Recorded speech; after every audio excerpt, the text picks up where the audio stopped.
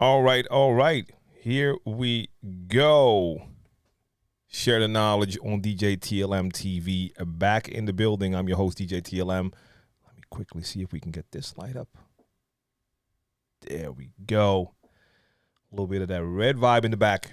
Okay, I have to quickly see because I changed the setting here on this camera to manual focus. Am I in focus? Sure looks that way. Now I'm out of focus. Now I'm out of focus. That looks pretty good. Yeah, that should be it. I had to take it off auto tracking. I don't like to see focus hunting while we're trying to have a stream over here. All right, let's go. DJ Damon, Chicago in the building. I see you. So we'll wait for the people to come in on a different time compared to usual. Usually I go on at 6 o'clock p.m. Amsterdam time. Today we're doing it at 8 o'clock. Logistically, that was the only way for me to make it happen. And we have Amarjeet in the building. What's going on? Welcome, welcome, welcome. So welcome to all my people on YouTube, Twitch, Facebook, LinkedIn. I think that's it. And K-Dub just came right through that door with that subscription on Twitch. Much appreciated. 3 months in a row. I appreciate that support. So thanks to K-Dub. All right. And for the people who were here yesterday during the Sunday sessions, at the end of the stream, we had a little talk about my setup. My streaming setup. Received some questions about that. Actually, people were talking about tables for DJing. Took a second to show the table that I'm using, and I'm realizing now that you can actually see it in the back here as well. This IKEA desk that I use, and I'm using a bigger version of that as my studio desk. But we will probably get into that in a second, talk about streaming setups, as I'm currently working on some videos to show you the type of stuff that I use.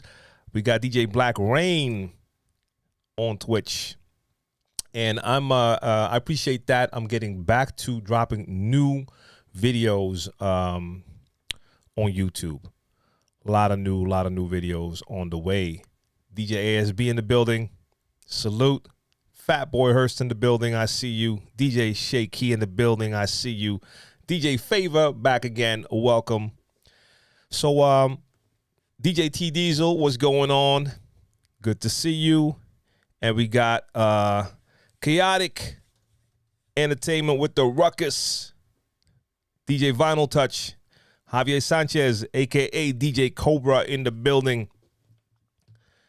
Welcome, welcome, welcome to all the people coming in. Share the knowledge, DJ Q&A. Ask me any DJ-related questions. You know what this is all about. All right, let me see. Shall I keep this?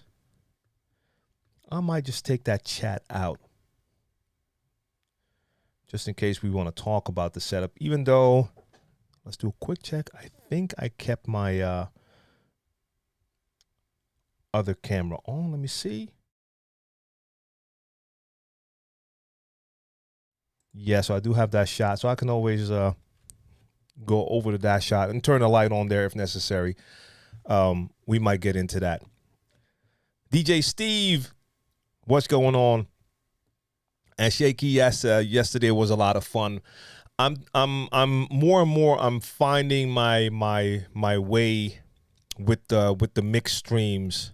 I love live streaming, and I love the freedom we have as DJs when it comes to live streaming.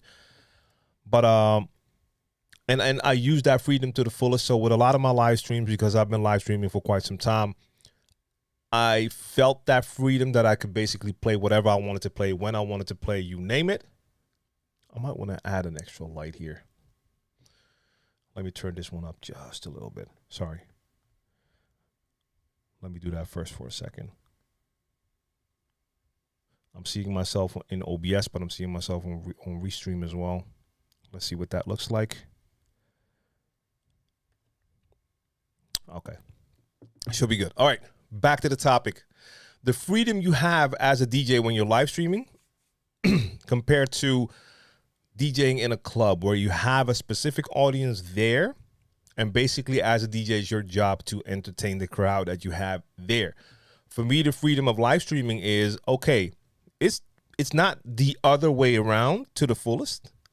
It's not like I'm just there to entertain me and you get to watch. But, that sounded weird.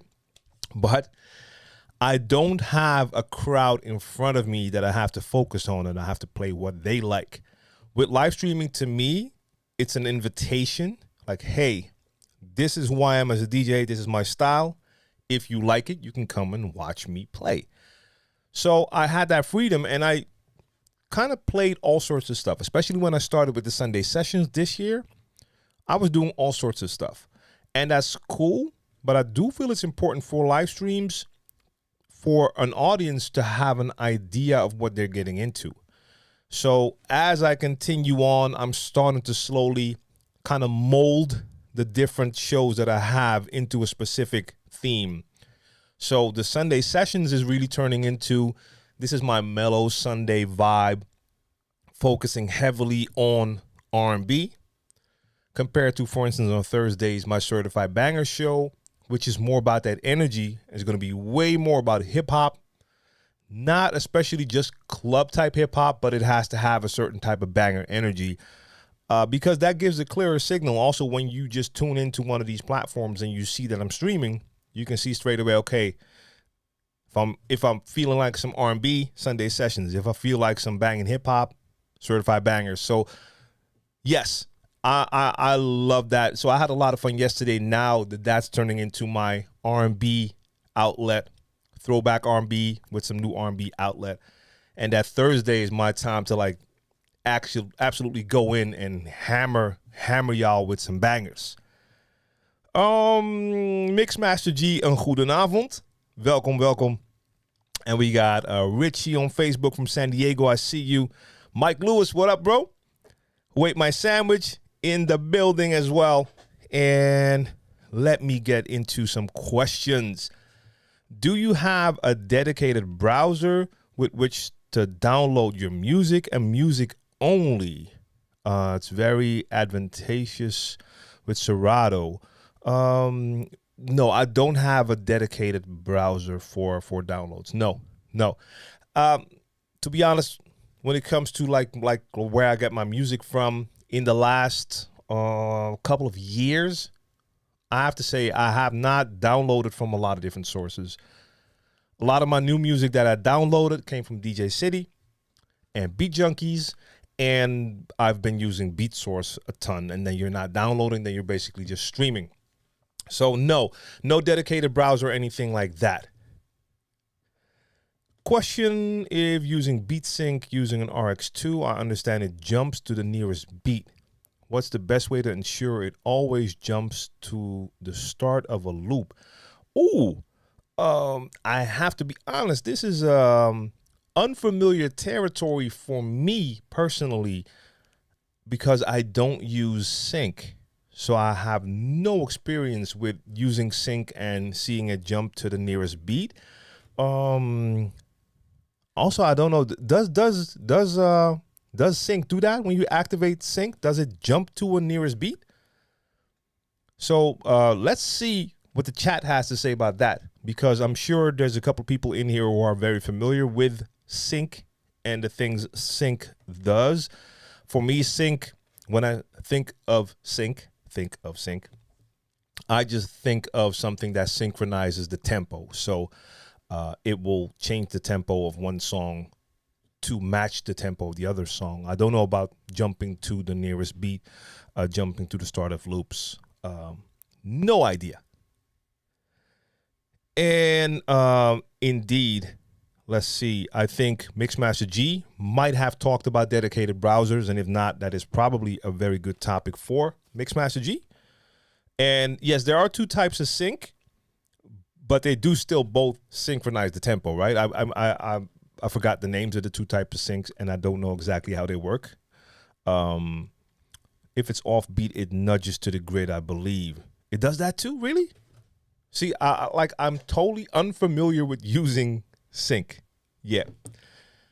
DJ Mac from Venice, good to see you. And indeed, Thursday, it's time to flex. I mean, that's the thing. That's a totally different energy, and I love the energy that has. And then I equally enjoy having that mellow vibe when I'm doing my Sunday show. So, yeah, having more of a perspective of a goal of what to do with a certain show also gives you something to look forward to as the DJ. Like, you know, that's what you're going to do that day.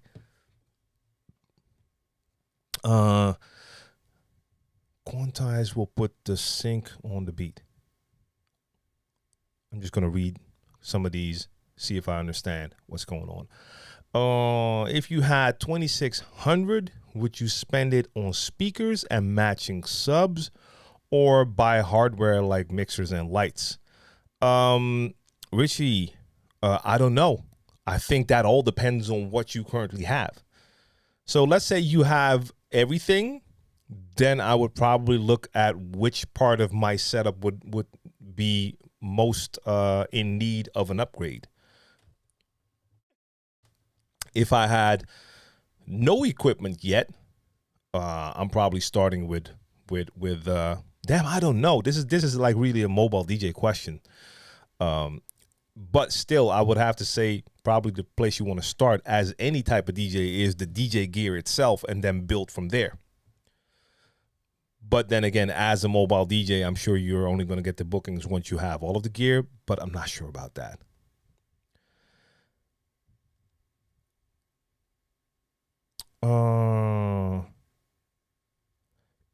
I wish you used the Rain 4 controller. I had to return already. About to return to. Oh wait, you had to return 2 already, Vic Fury. Let me see if I'm reading that right. So, no, I haven't used the Rain 4 yet, but you had to return it already. About to return the 3rd. The jog wheels slipped so bad. Damn.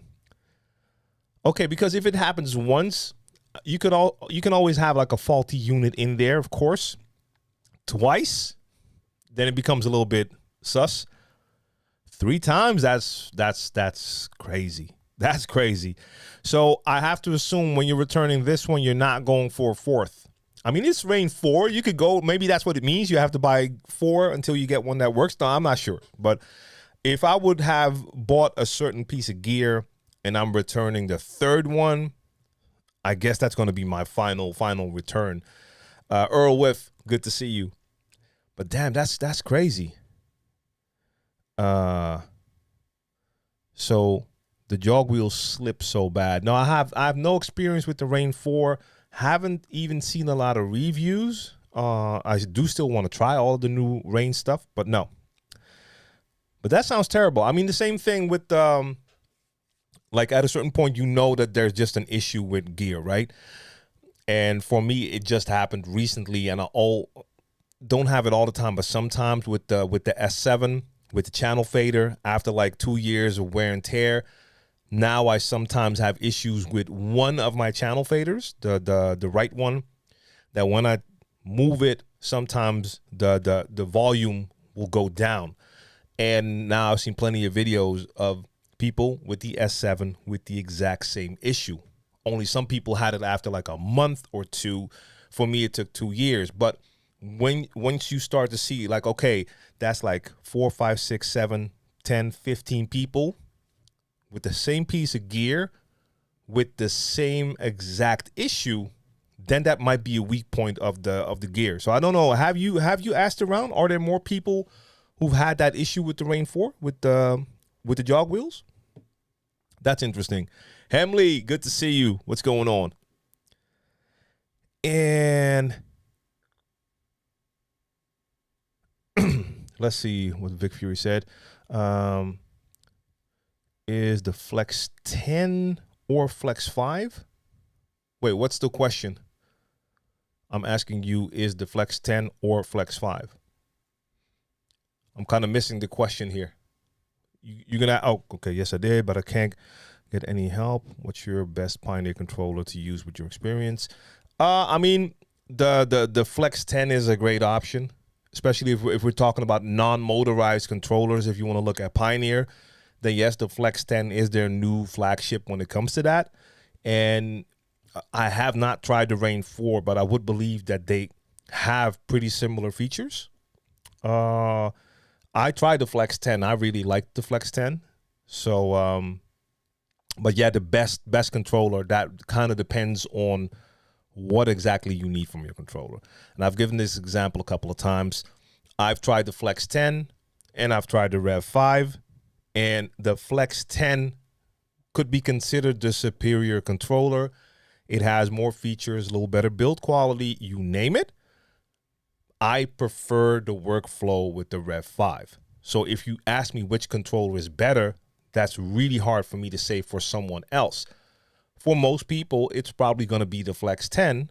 For me, workflow-wise, it's the Rev 5. Even though I can tell some of the features on the Flex 10 are better, more expanded, you name it, workflow is the most important thing for me. Okay, so Shaky had the same issue with the Rain 4. So that's already someone else with that same issue. That's crazy. Which music service allows you to purchase music permanently instead of losing it once your subscription ends? So K-Dub, I mean, if we're talking about music service, we're talking about DJ pools. With DJ pools, you keep what you download. So if you are a member of a DJ pool now, whatever you download during your time there, that you get to keep. If you have, let's say, a BeatSource Link subscription, that only gives you access to all of BeatSource's music, the catalog, until your subscription ends, because then you just don't have access to it, but you can't download music from there. So when it comes to DJ pools that allow you to download, once you have it on your computer, you have it. It won't disappear once your subscription ends. So I hope that answers the question.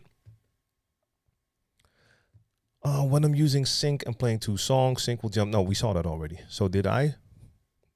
Whoa, how did I get there again? Am I, did I scroll all the way up for some reason? How did that happen? Okay. Oh, no, it is a different question. When you're using sync and playing 2 songs, sync will jump to the nearest beat as it tries to sync the 2 tracks. If you stop one track before hitting that sync button, it won't jump that way. Okay. Thank you, Favor. Got you. For a second there, I thought I was reading the original question, but this is an answer to that question. All right. Flex 10 is the lick. I'll be using it at a B-Day party Friday. Yeah, I mean, it's a top tier controller for sure. Liked it a lot. Reactor, all good over here. Hope everything is good over there as well. And let's see. Oh, Black Rain also had a question. Sorry, and the question is, aside from practice, how do you get faster with tears? So the tear scratch. I can hang until you go fast. The answer actually is practice. So aside from practice, how do you get faster? Practice. So practice, practice, practice. There's no shortcut there. I can't tell you like a hack that will make things work faster. And it all depends. Like for some people, certain techniques, they'll just understand them and learn how to do them fast, and it works. And other people, it might take a bit longer. And for other people, it'll take a lot longer. But there's no way around it. It is all about practice.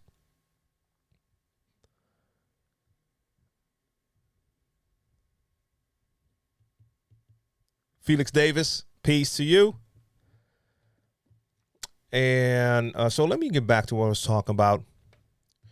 We were talking about this. So yeah, chat, because I'm currently working on some videos to just show my setup, but I don't have one setup. So I'll be talking about a couple of the ways I stream and have streamed and options that allow you to stream. If you have any specific questions about the streaming setup, let me know in the chat so I might be able to add those into one of the videos I'm working on. Edward, what up, man? So if you have any specific questions, holla at your boy right here. As I'm, like I said, I'll be doing a lot of different videos in the coming time just to show a lot of the gear that I work with. And with some of the gear, I can do more in-depth videos to show every feature of the gear, and also just give you alternative options. Because I mean, there's a lot of ways. If you're just starting out now and you want to start streaming, you don't need a ton of gear. And I remember when I first started streaming, I did not have a ton of different gear, but I'm talking about when did I start streaming? 10 plus years ago at least, might be more. I have to look that up. I have some of my old clips still up on Vimeo, I think. I started with a service called Ustream. So just the letter U, stream. I don't think that exists anymore or changed names or was bought by another company. But I used to use Ustream. And initially, I did do a couple of streams with Ustream from the house. But after that, I used Ustream because I saw the power of having video when you're DJing the way I DJ. What I mean by that is when I DJ, like when I'm doing a mix show, I like to incorporate my turntablism. And a lot of people who are not familiar with turntablism, if they just hear you, they have no clue what you're doing. They're used to hearing songs. And even when they heard the DJ was just doing like basic mixing where they would blend two songs and that was it. So as soon as you start to incorporate things like repeating a part of a song by backspinning or adding scratches and they don't see it, you lose a very important element, the visual element. So I remember I was streaming and then I found a way to also stream live from the radio station I had a show at during that time, Juice FM, and they had like that. I went to their studio for that radio show, and I remember their studios had like one of those webcams in the corner, and I found a way to connect that webcam to Ustream so I could use that as my camera for the stream, so people could see what I was doing during that radio show. And the quality now, if I see those Vimeo clips, the quality was terrible, but at least there was a visual element to it. And like I see a question about lighting. I remember my first lighting was either just having light coming in through the window or like whatever type of light I could find, like regular desk lamps and portable lamps that we had. I would grab any type of light to just add more light sources because it will improve the quality of your video. Even though if I see old footage now, it still looks terrible compared to how far we've come. Like I can get better quality videos and even streams with my phone than I could with any of my camera gear 10 years ago. That's absolutely crazy. In the meantime, Edward says, will you redo the Rev 5 review? Well, there's nothing to redo because I've not done a review. I make very sure that I call my first look videos. So my Cross 12 was a first look video. Rev 5 was a first look video because I literally had my first look at that gear and then I made a video. So a review, you can only do a review once you've properly tried or tested the gear. So I won't redo the review because I haven't done one yet, but I will do, I probably will do a more extensive video about the Rev 5 now that I've used it more and had time to actually see what it can do. Because at the time of my first look, a couple of features, I didn't know how to use them or they weren't properly working with the version of the software I had. So I still have it here. So when I have time, I will try to shoot some more footage with it and talk about it. Yes. Do you use OBS to live stream? Yes, I do. That is my go-to for live streaming. So as I was talking, like in the past, I've used Ustream. After that, I think I used a different service. This was before you could do stuff like that on YouTube or other platforms. You had to go to specific like streaming platforms. And OBS is just great. I remember when I started streaming again a couple of years ago, at first I was streaming just straight from my ATA Mini Pro. That is a video switcher that I've been using for a couple of years now, and it's a great device. It allowed me to connect multiple cameras, and you can stream straight from that device. The only issue is you don't have a lot of freedom when it comes to adding overlays. You could add simple stuff like logos, and there are certain ways around that you can actually add more overlays, but it's a lot of work.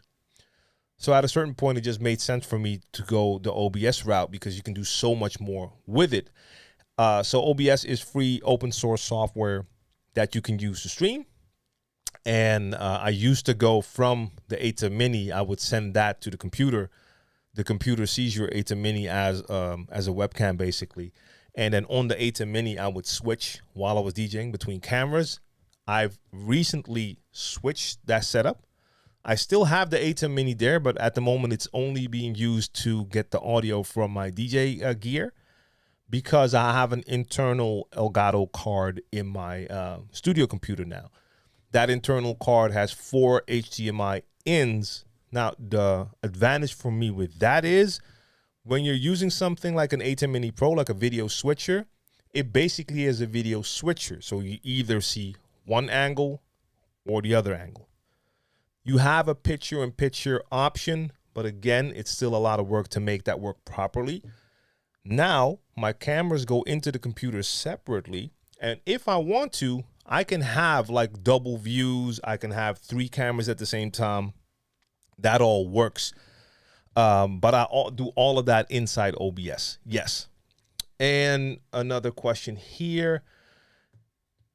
What the lighting? Yes. So what type of lighting do you use for your videos? I was talking about that. Like I've used all sorts of lights, and I went from using my desk lights to at a certain point buying a pretty affordable set of softbox lights on Amazon, because at a certain point a couple of years ago, stuff started to become way more affordable. Like studio lighting was very expensive.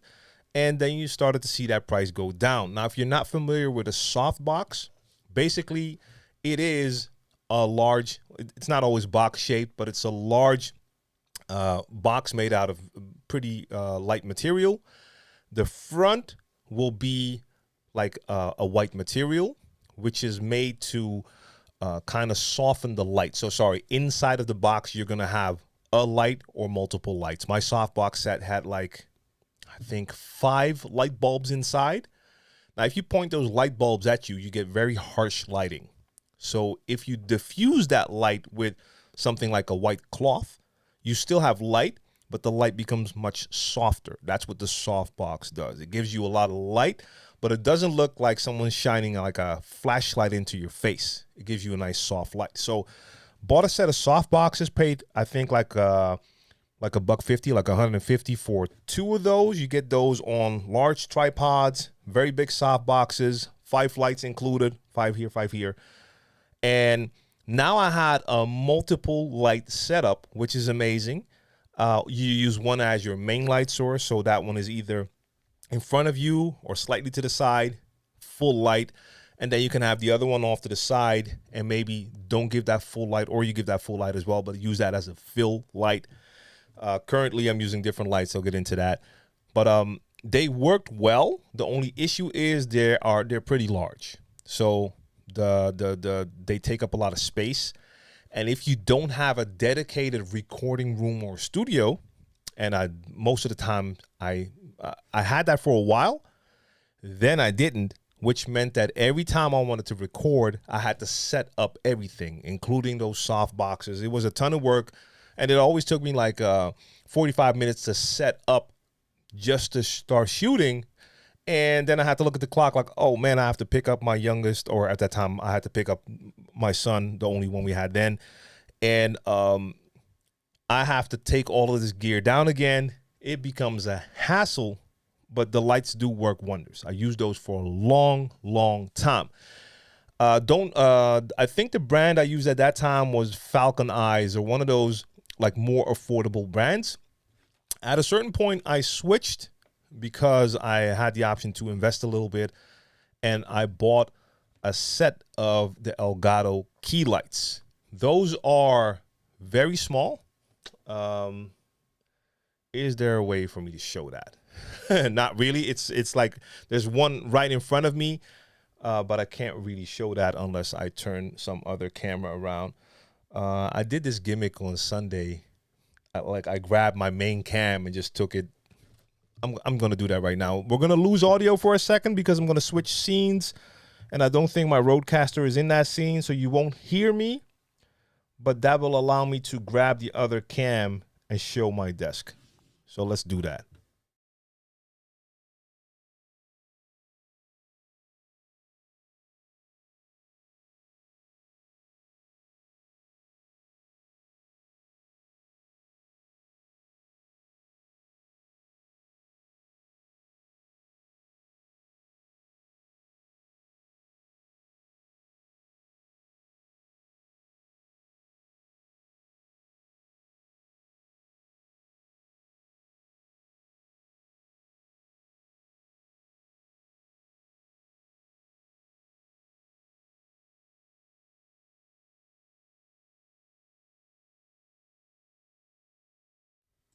I had to make sure I click that in the right way again because I definitely do not want that camera to fall. That's my main camera. So as you could see, that does not take up a lot of space, but it can give you an incredible amount of light. That's an Elgato key light. It's just attached to the desk. I can have it super close to the wall. If I had a softbox at this distance, so the wall is right there, that softbox would be right here in my face. So that doesn't work. So these offered me light, and let me check. I think I currently have this at like, can I see the percentage? Yeah, it was at like 25-30%. So I can go all the way here. This is like 100%. And I also have the option to switch the temperature. So you can see how bright that is. Let me take that down again. Whoa. I can also switch the temperature, make it colder, which turns the light more white and then almost bluish, or warmer, which almost turns it yellow. So it's bicolor. So this is what I started to use after that, and it works really well.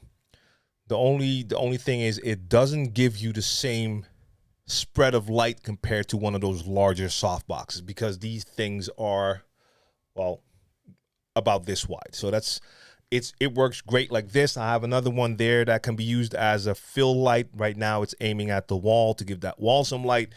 Love using them, but they are not cheap. So I think one of those costs at least as much as that softbox setup I was talking about earlier. So that's the difference. Next to that, I did at a certain point also get other lights, and those are softbox lights. I looked at the aperture lights. The aperture lights were really expensive until Aperture like 2 years ago came out with a more budget line called their Amaran line. And I have the Amaran 100X. You're going to have to Google that because I cannot film that right now. That will happen in the dedicated YouTube videos. And I have the Amaran 100D. Those are way bigger lights, and I have one inside sort of a softbox that I can use for the DJ set, and another one there that I have some barn doors on and a filter that's giving the red light in the back that you can see there. So I have those lights. Then I also have one of those tube lights by Nanlite, but I'm going to show all of that in the video. And Vinyl Touch says, I remember when it was Justin TV. Yes, I remember that. I haven't heard that name in a long time. All right.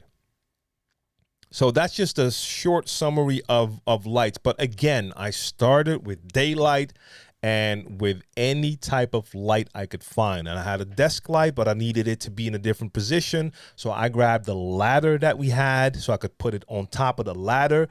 Then I had to tilt it, so I found some books to put one book under it to tilt it just a little bit. Then I had to have another book up against it so the light wouldn't fall over. you use what you have, whatever you have. If you don't have a single light, then you're gonna have to stream in the daytime and have your setup right in front of a window. You know, anything, any light will help. And when you can, then you try to upgrade. And my upgrade went slow over the years. I've accumulated what I have now over years and years, trial and error. You start with something. At a certain point, you'll find out the limitations of the gear you have, and then you start to do research and you start to look into, like, okay, I had a pretty basic video camera. I did not have like a system camera when people all started to move to like the Canon 5Ds, and people were like, hey, these mirrorless cameras are great for video. I knew nothing about that. Had to start doing research, and slowly, if I ever find the time, I should do like a timeline video of the gear I used. It's just gonna be a long timeline, and I honestly don't even remember all of the gear I've used. I've used like simple compact, what do you call them? Like just a Sony Pocket camera, like a normal photo camera that also had like a video function, use stuff like that. Whatever I could use, I used. Philip Tan, salute. But shaky for this live stream, it's the key lights, the Elgato key lights, and for the DJ live streams, it's those Amaran lights that I just talked about, the 100X, 100D. They even have a newer version. At a certain point, I won that one, but these are absolutely great for now. Let's see. I'm curious about the Tabrex. I've not found an adjustable height table that doesn't have noticeable wobble or regular heights. Workstation bench all seems sturdier to me. A workbench is probably going to be like workstation bench will probably be sturdier. I have to say, like the one I'm using here, that IKEA desk that I'm using, it's sturdy, but you will experience some wobble. But then again, you may have seen some of my vinyl only live streams. I don't have a lot of issues with like the wobbling of the table does not interfere with using like regular vinyl with needles. Like I had skip sometimes, but every skip that I have is due to just the record being messed up, but not the table wobbling. So it is most definitely sturdy enough, steady enough to use with regular vinyl. I can vouch for that because I've done, like the last one was August 11. I did a 6-hour vinyl set and it hasn't failed me yet.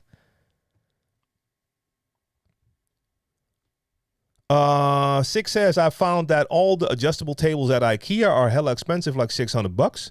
No, I mean, I cannot speak for IKEA in different places. Let me start there. This one, the big one here and the smaller one there, it's not that small, way, way, way cheaper than that. I'm actually going to just look up IKEA right now to just give you a check. But I'm talking about way, way, way, way cheaper than that. Nowhere near that. We're not even half, like way less than that. Hold up. Log in. Yes. Because with those, with the IKEA names, like certain names might stick. I cannot tell you the name of this table. But luckily, if I can log in, this should be able to show me my previous orders. If I'm not mistaken, let me quickly see. Where? Okay. Orders. Probably this one. Give me a sec. Loading. Or IKEA just raised their prices immensely. No, it can't be in this one. I bought that way earlier. Let me see. No. That's not the one. Sorry, guys, but I want to look it up for you. At least give you the name so you can look that one up, see what prices they're selling for at that IKEA. Oh, damn. It's not showing me my previous... oh, that's weird. It's not showing me my other purchases.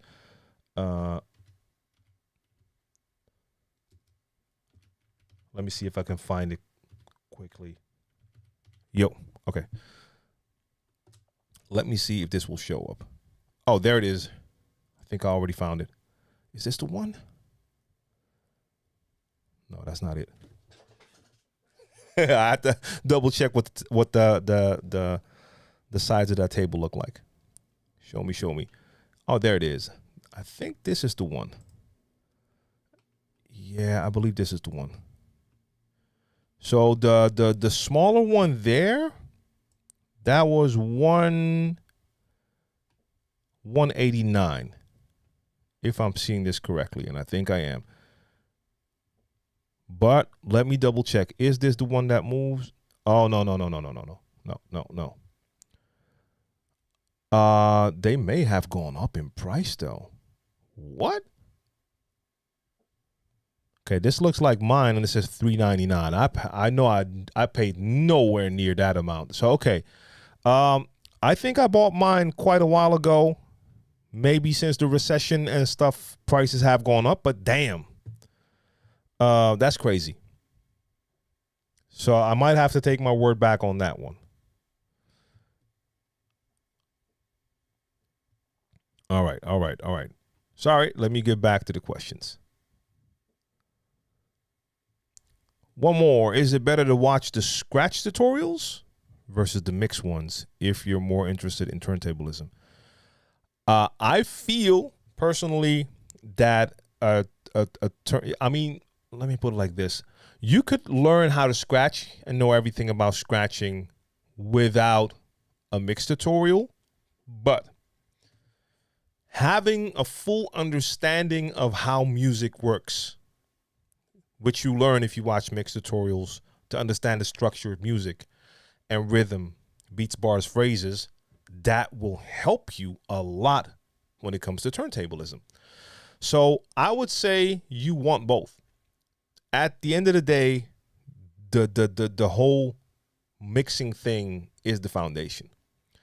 Because scratching over beats, you want to do that on beat, but also be aware of phrases and bars. If you do scratches, and I've seen people who have less feel for that when I went to like these gatherings of turntablists, and you have like setups, like 8 setups, and everyone's scratching, and then you could tell some people, like the first DJ went and he scratched for like 4 bars. Cool. Second DJ, third DJ, then the fourth DJ went and clearly had no understanding of timing, because homeboy went for, I think, like 6.5 bars and stopped. So the next DJ was like, wait, what? So that DJ had learned how to scratch. Not incredibly great, but knew how to scratch, but clearly had no understanding of timing beyond that. So no, I feel it's a combination. The stream video will be great to have some insights from you. My live stream is kind of in a break, but I'd love to get back into it again soon. I'm doing residency in the weekends, 7 hours. All right, that's the work. Those are those work hours, like 7-hour sets. And I mean, for sure, it's always good to see what other people do. And the only thing I would want to add is you should never feel like you need to use what another DJ or streamer is using. For instance, I also have like the large Elgato Stream Deck. It's cool, but unless you really need that, you shouldn't get it. And I'm not even taking full advantage of what I can do with that. And at a certain point, you see like, okay, now there's other gear coming out that can do this and what a Stream Deck can do. And then you're like, okay, should I have bought that? So you have to be absolutely sure you need certain gear before you add it to your setup. G Kenny, shout out to you. Salute. And Edward says Elgato is definitely the right choice for streaming. I do like the key lights as well. Expensive, but great quality. Yeah, I mean, and again, you can do stuff with any type of gear. Like the cheapest Amazon non-name brand gear can do the trick. But at a certain point, some choices that I made were definitely just because I saw like, okay, those soft boxes, I have to change that up. I don't have the space for that. What is available that's small, quality and can get the job done. The key lights definitely do. I want to say I feel the biggest downside that I found is you have no manual controls on the device itself. So I have to control it with the app on the phone. Now, of course, after that, I did find the desktop app you can use, and I've also added like the controls to my Stream Deck, so I can also control it from the Stream Deck. But it's all like remote controlled. You cannot do anything on the key light except turning it on and off. That's the only thing you can do with one switch. So that is the one thing that's missing, and they are pretty expensive. But yes, they are great. Also, if I ever have to do like have to travel with stream gear, I would be I would not like to carry like softbox setups with like the entire big tripod sets that come with it, or like boom stands, and you have to sometimes even take the soft boxes apart. The Elgato is pretty easy to travel with, the key light for sure.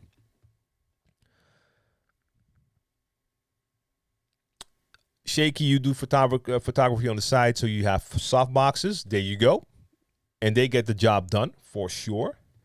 Have you, Chico Belly wants to know, have you used the Numark NS7 III again lately by any chance? No. I still have not gotten around to just getting my NS7. I have the OG, the Mark 1, and I still need to get that out and see if I can get it to work.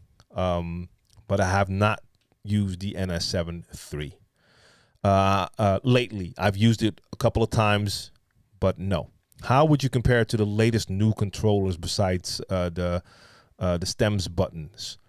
I mean, that just by memory, it is a great controller with a ton of features on it. For me, it has everything I need because it's not that hard to MIDI map the stems buttons to something else. Same thing with the S7 or an S9, or with the Rev 7.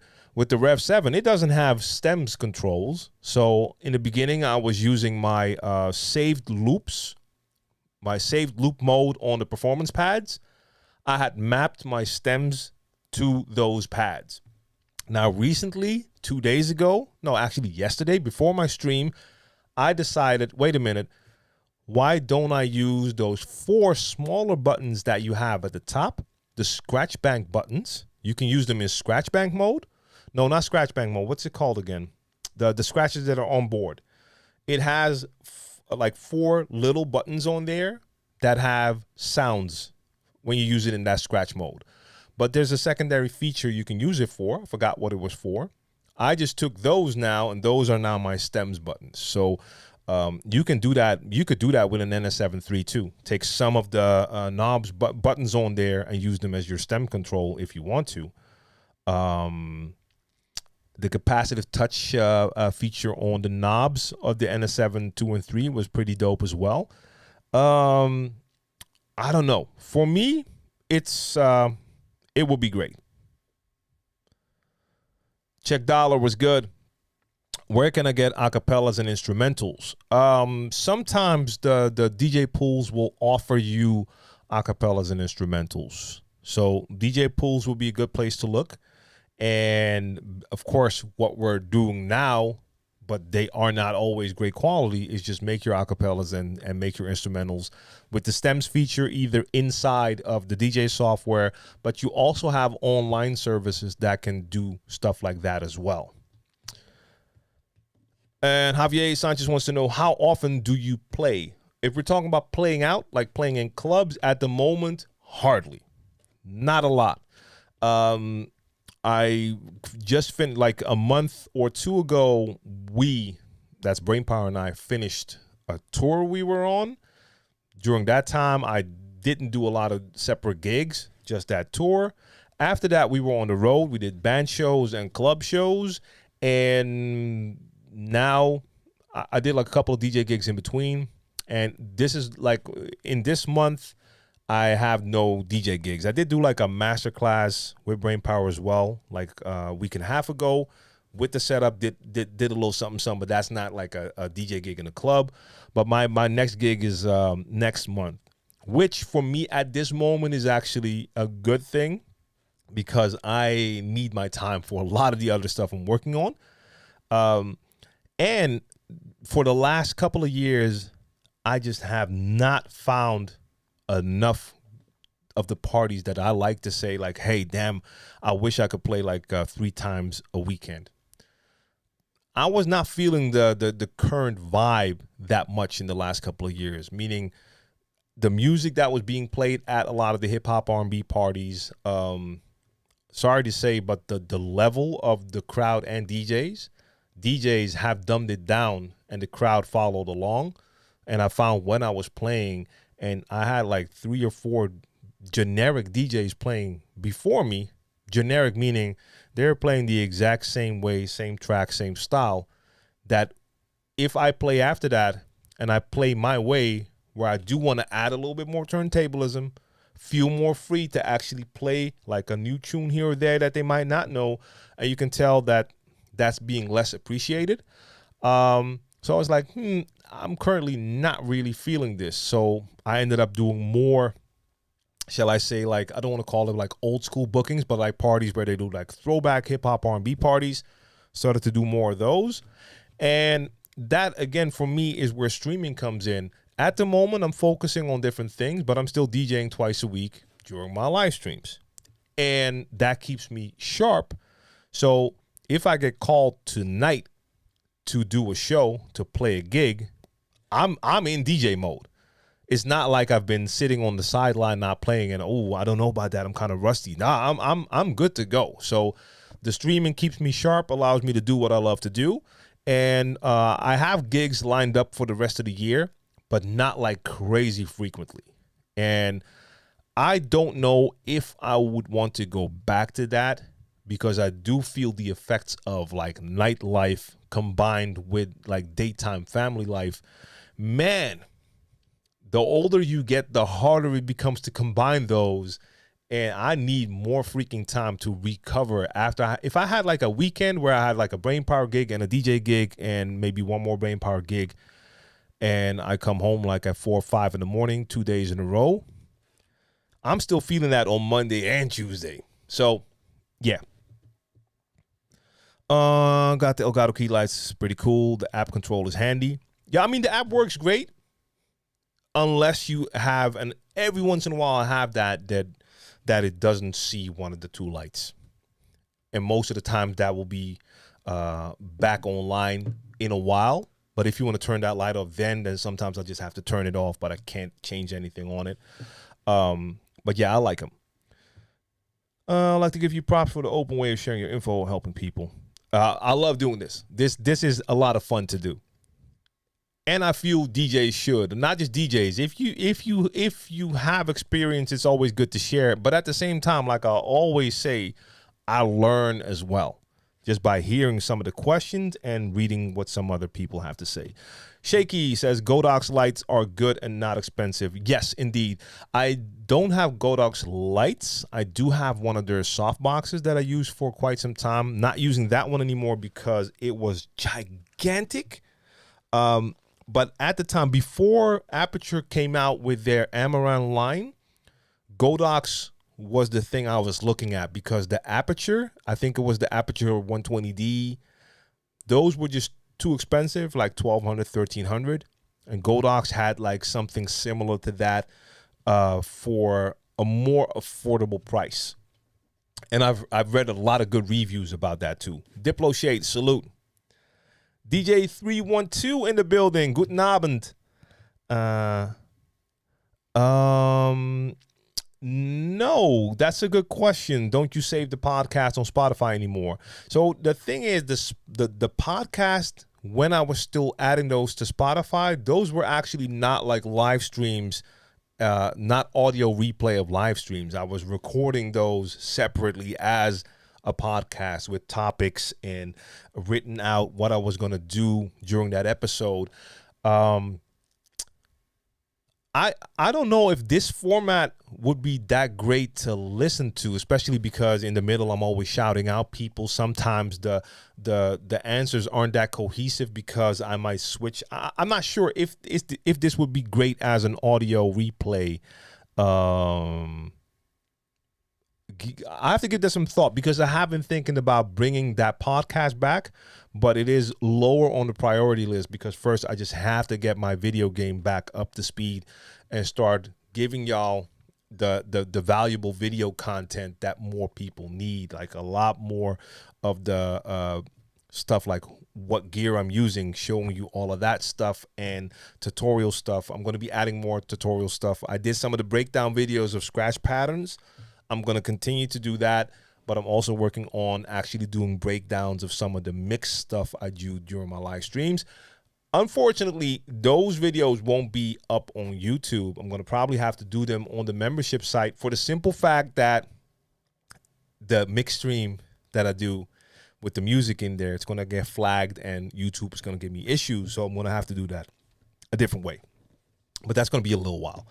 But 312, I will give that some thought if I should just get all of these audio replays up on Spotify as well. Do current gen mirrorless cameras still have a tendency to overheat? Philip Tan says. Yeah, I'm not sure. I mean, especially Sony had a lot of issues with that.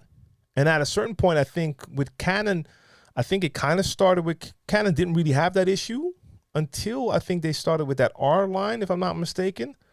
I've been using Panasonic for the longest, and I don't want to say they never have that issue, but my cameras have never, ever had overheating issues. The Panasonic cameras, mind you. GoPro's a different story. They can get crazy hot. Okay, Edward says the newer Sonys don't tend to overheat. So that's a good thing because, yeah, that was an issue, especially with Sony's. Panasonic has been my go-to for quite some time. I started out when I got into the mirrorless camera world. I started out with a Canon, and that was, what was the name again? Because this is also confusing because in Europe, we were using a different name compared to the US. So it was the Canon, and I think it was the 600D, so Canon EOS 600D. But in America, that was called, I think, a T3i. So totally different names. But I started with, that was my first mirrorless cam, used that for quite some time. That was a crop sensor, did my research, got myself some great lenses for that one. Got myself a Sigma 30 mil and a Tokina 1116. Great lenses, worked wonders with that camera. And I think the camera after that, once I upgraded, was the Panasonic GH4. That's a Micro Four Third cam. Absolutely loved it. I was using it for live streams for a while as well. But the mini HDMI port on that broke, and that seems to be a terrible issue. Costs a lot to fix. Couldn't get that fixed, so I can still use that camera for recording, but I can't use it for streaming. But for the last, I don't know, since like a year, my main camera has also been a Panasonic, and that's the Panasonic S5. That's my main camera for YouTube videos. But since I have that camera, it's also my main camera for live streaming. So the main shot that you see during my live streams, that's that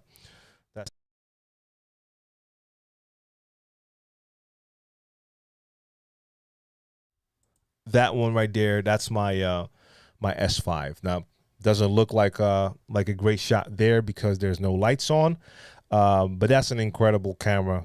Panasonic was really kind of ahead of their time with their cameras when it came to video features compared to some of the other brands like Sony and Canon, even Nikon.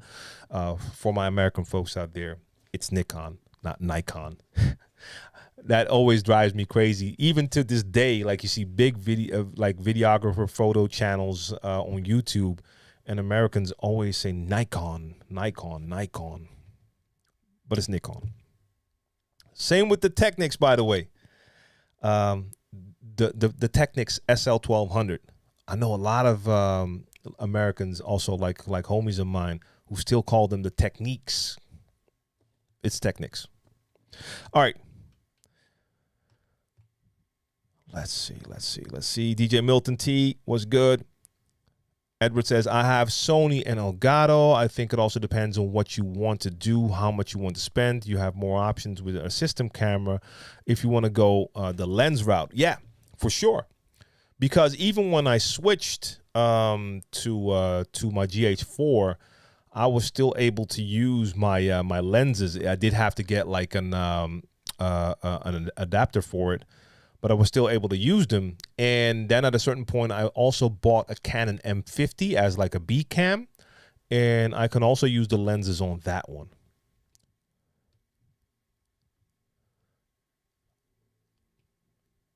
And Philip Tan, I'm pretty stingy. Definitely in the market for something with a good default lens, low light performance, 6 hours battery. Yeah. All right. I see you. And Black Rain says, I've been using a controller for a few years now. But now I bridged over turntables, so I'm relearning.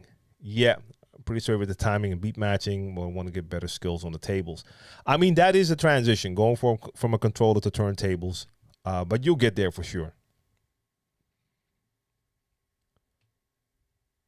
And yeah, Philip Tan, maybe you should be looking at something like either maybe a camcorder. I wanted to say, or like one of those cinema cams, but then you're still dealing with different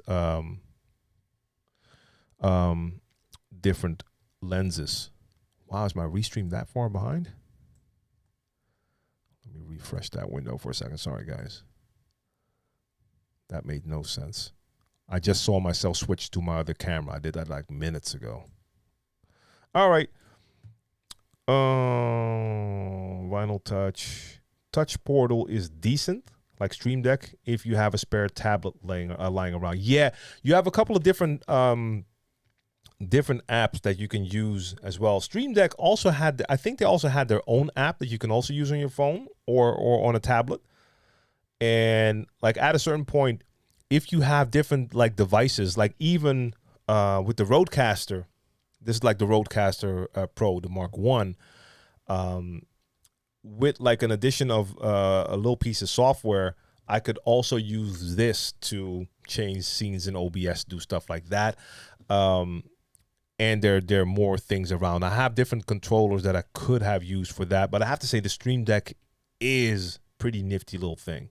But now that I have my foot pedal, I showed that yesterday in the stream as well, I use that more than the actual Stream Deck. For those who weren't there, I also have an Elgato foot pedal that's on the floor beneath the desk with 3 pads on it, and I can use my foot to switch between scenes. So in the middle of my scratch, if I want to go to that overhead camera, I can just click on that right one and it'll go to the overhead camera, click on the middle one, go back to that main camera. That is a very nice piece of gear. Not the cheapest, and for a lot of you, it's probably not interesting at all. I absolutely love to have that freedom to control cameras while I have my hands on the gear.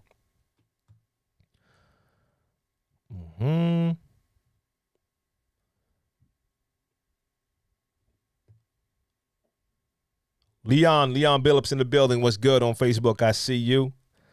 And DJ Dell, what's good? If you're a DJ and can't get gigs, live streaming is key. Keep you sharp, like TLM says. Yeah, indeed. So for me, it's just a win-win. I was talking about this yesterday with my mom, actually. Look, I just love DJing, so I always want to be able to DJ. And let's be honest, if you have gear, then you can always DJ. Doing gigs is great. Playing in front of people is great. If you can get the right gigs. I'm picky. At the moment, a lot of the gigs are just not for me, but I want to DJ. Now, I could just DJ in the studio or get a controller, DJ at home, not broadcast it. But why not? It makes sense for me to also broadcast it, also because it might inspire people. It might help me to gain some new fans. And the most important thing for me, what I mentioned is I feel, and I'm not saying everyone has to, but if you're in this online DJ space and you're out there sharing knowledge, spreading the word, I feel it's important that people can also see that you don't just talk the talk, but also walk the walk. So this is in no way a knock on any of my peers in this industry who make video content about DJing, but don't have videos of themselves DJing. It's fine. I know the people out there, I can hear within like 5 minutes, 5 seconds, if someone knows what they're talking about. I just remember when I first saw like these people on YouTube talking about DJing, I was like, oh, cool. Let me see, because I wanted to actually see them play. Then I found that a couple of them had like basically no footage of themselves DJing. It's like, hey, that's weird. Why not? Because I was so used to having material out there. So again, it's not a must, but for me personally, I feel it is. If I'm out there talking about DJing, I want people to be able to see me.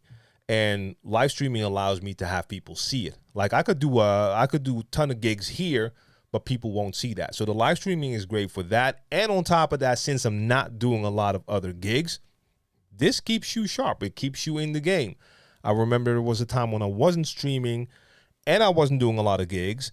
And then like a couple of months later, you feel like, okay, of course, I won't forget how to DJ, but you do start to feel a little rusty because you haven't done it in a while. Now, I'm doing this at least twice a week, so it keeps you sharp. Edward, so you missed out on the tour. I can't give you any promises that there will be like a part 2. I know we will be back in the theater at some point with a show.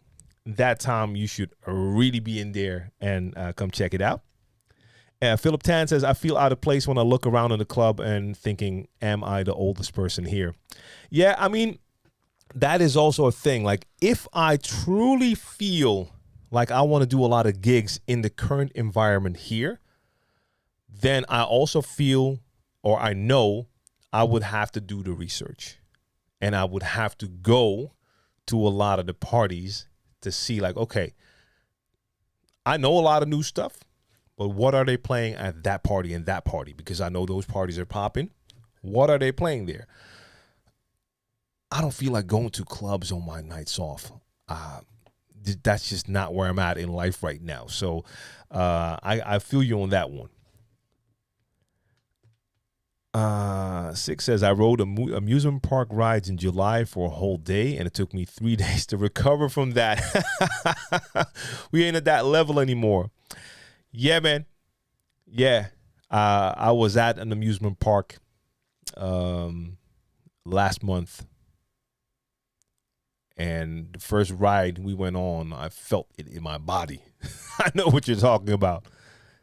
How do you go about booking gigs overseas if you want to be an international DJ? Network. I would have to say that's going to be one of the most important things, because even if you have videos up, you could hope that people around the world see those videos. That's not going to do anything for you, unless you're very, very fortunate that that one person that does the bookings at that club in that one city in that one country sees your video and is like, I need that person. Most likely that's not going to happen. Now, I'm not saying being online won't help. It's always a good thing. And if you can build a fan base overseas, that's a good thing. But you're going to have to actually know people. You have to know the people who book the tours, who know the clubs, et cetera, et cetera. So networking is going to be so important. And, I mean, I know because I've seen a lot of DJs who do gigs all over. Now, I'm not talking about these big house DJs. I'm talking about on a little bit of a lower level, but still go around the world and play in all sorts of clubs, and I've never heard of those DJs before.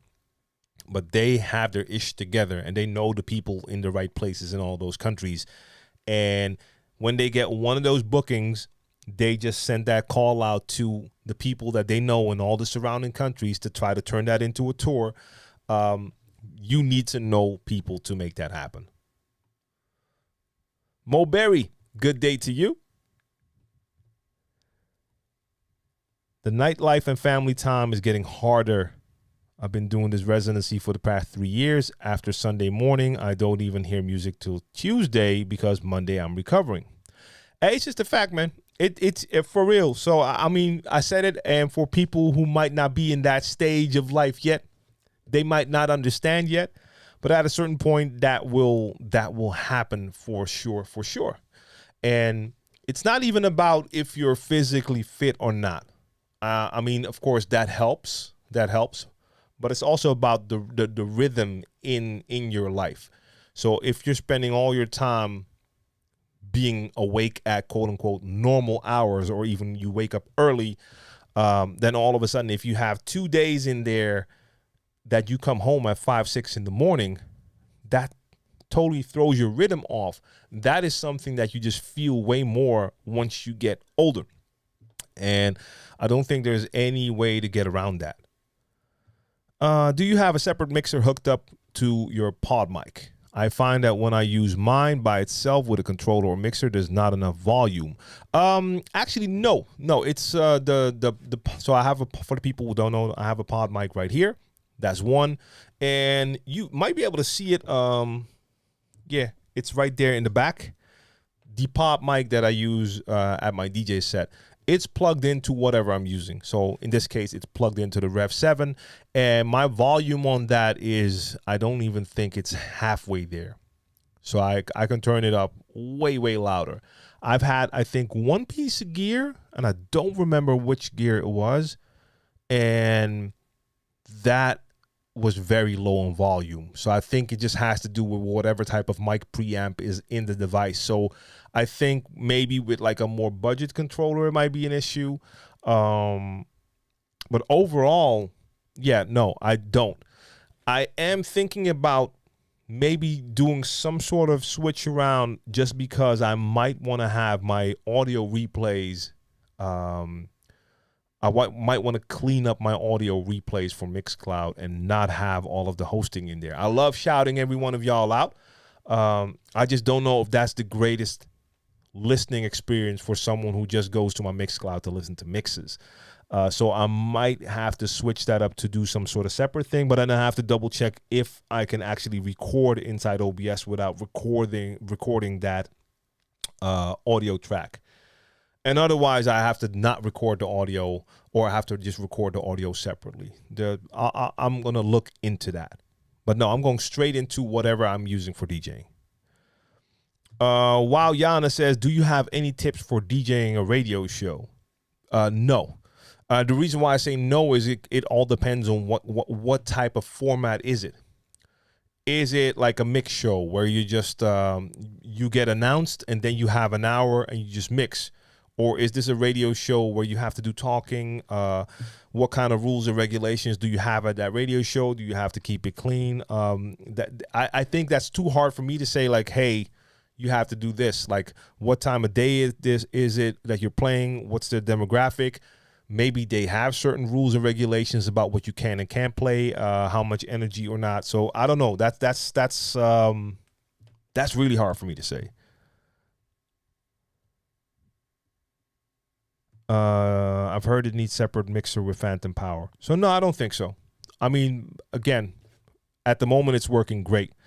I mean, you've heard me during my streams. I can turn it on actually, and we can. I can let you hear the volume when I turn it up more. I might do that in a sec. Vic Fury says a Rev 5 or a Rev 7. Well, I mean, if you're asking me, so not what advice would I give, but if you're asking me to choose, that's not even a question for me. That's the Rev 7 all day. Or Flex 10. That's the Rev 7 all day. Motorized platters. It stops there. So even if the Flex 10 had a similar layout, which it doesn't, and I just said, like, I would use a Rev 5 workflow wise, the Rev 5 is better for me than the Flex 10, even though the Flex 10 is the superior controller. A Rev 7 is motorized. So even if the Flex 10 had the same layout as a Rev 7, I'm choosing the Rev 7 because of the motorized platters. For me, that's it.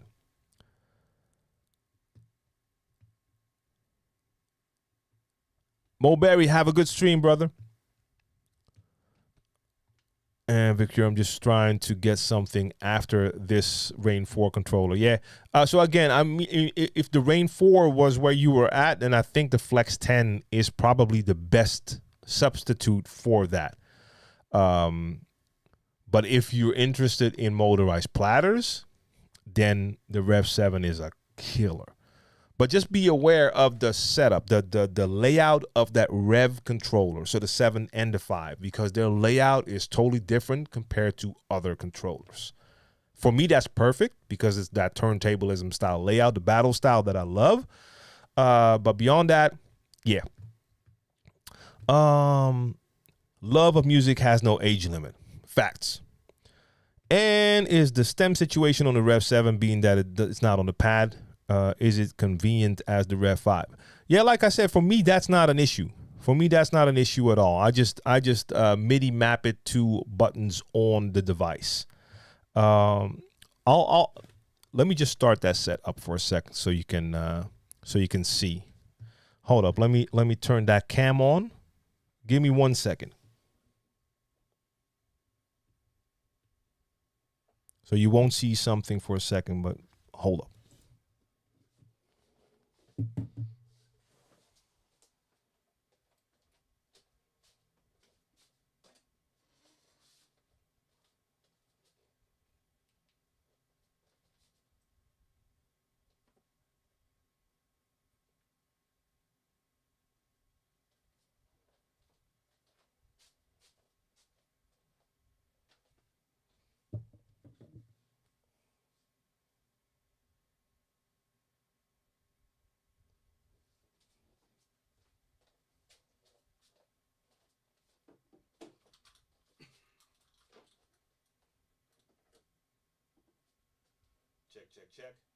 Check. I'm not seeing my audio yet. Why not? Hold up.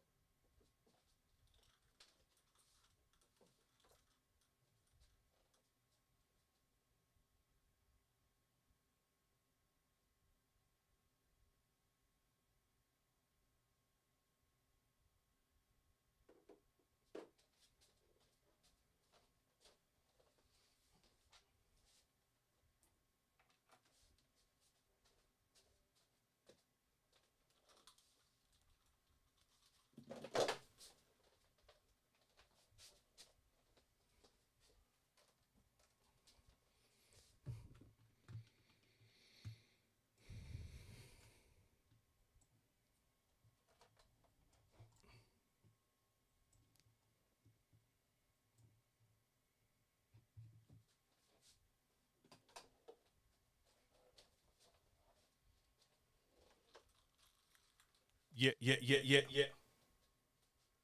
All right. Just grabbing my screen over here.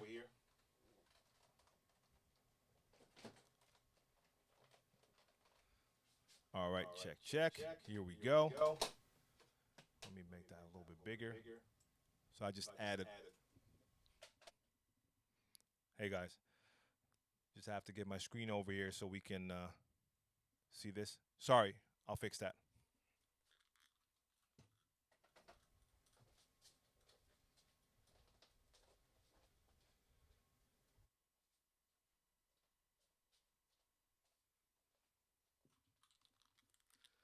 All right, should be fine now, if I'm not mistaken. Do we only have one mic now? Felix Davis, salute. Have fun.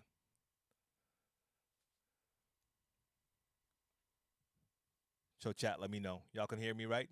Everything good on the audio? Yes. Cool. Bobby Noodles. 3 a.m. way. I see you. 3 a.m. way. And so 6. Like right now, the volume on my mic is at 50. And I can go all the way up. I can make that crazy loud. Like, hello. That's crazy. So I don't have a volume issue with this mic. Just going directly into the Rev 7. But back to that question. about the stems. So this does not have dedicated stems buttons on here, right?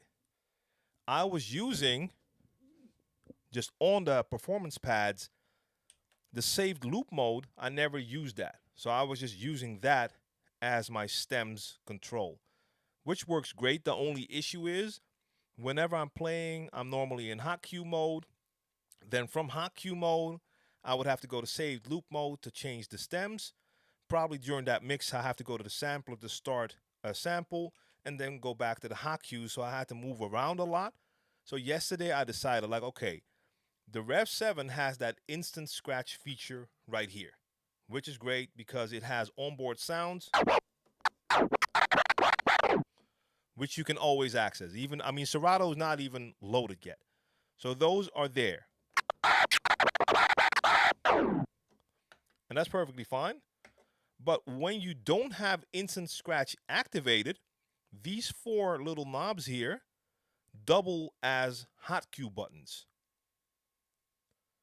And you can also hit shift and hit hot cue there. And now they're used as saved loops button. Once again, I don't use saved loops, so I just MIDI map the four stem controls to this feature. So whenever I start up the Rev 7 now, I'll just turn these into not hot cue but saved loops. Then I can access them.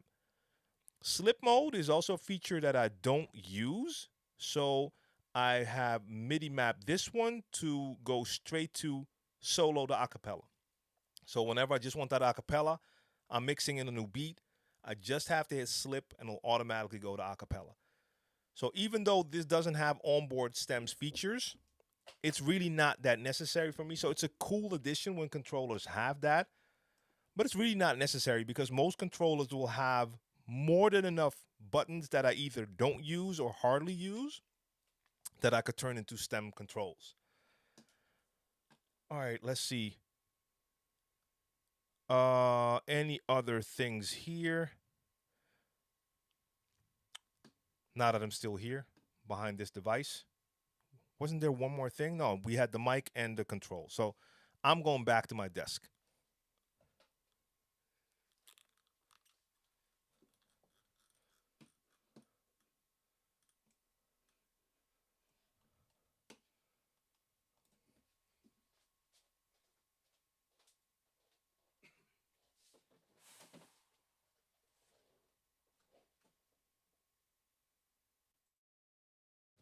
All right. So now, of course, this audio also sounds a little bit different because this is a pod mic going into my Rodecaster Pro with a setting for the pod mic. And I can hear exactly what you're hearing over there. The mic is going into the Rev 7, and I had headphones on, but they don't monitor what you're hearing here. But I think that clears it up. Wait.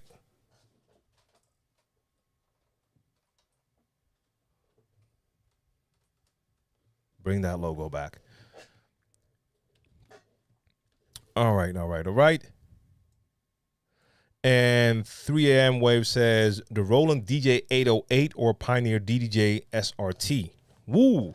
I don't have a ton of experience with the 808. I think the 808 is cool if you're actually going to use the features that it has. I mean, it has a unique feature with that, like it has like the sort of that sequencer on board, right? So I think that could be interesting for someone who uses that. Otherwise, I don't know if it has a lot of features that would make it more interesting than a DDJ 1000 SRT, but I have not used it, so it's going to be really hard for me to comment on that. And 6, I'm actually contacting Hercules this week to see if I can test that, the T7 controller with the belt drive, because I've heard good stories, but I want to feel that myself. If it feels as good as some people say it feels, then it's a great other motorized controller option for an affordable price, but I have to try it. All right. So Walyana says, sorry for the vague question. I'm starting a housey type set on an online radio station on Thursday. It's not live, but I'm still so nervous. Okay, got you. So basically, you're just doing a mix show. for an online radio station, and it's pre-recorded, so you're not actually doing it live. I mean, I can't comment on the content because I'm just not into. I don't know enough about house. But I mean, just play the way you wanna play and you normally play. And if it's pre-recorded, it also gives you the option to redo stuff if you're not happy with it. So you're in a position. You shouldn't be nervous about this, or are you just nervous how they're gonna react to your mix? Did they contact you because they heard your mixes and they want you to do a show there? Or did you just approach them and they're going to give you an opportunity? Because if they approach you because they've heard you mix, then you already know that they like what you do. You know?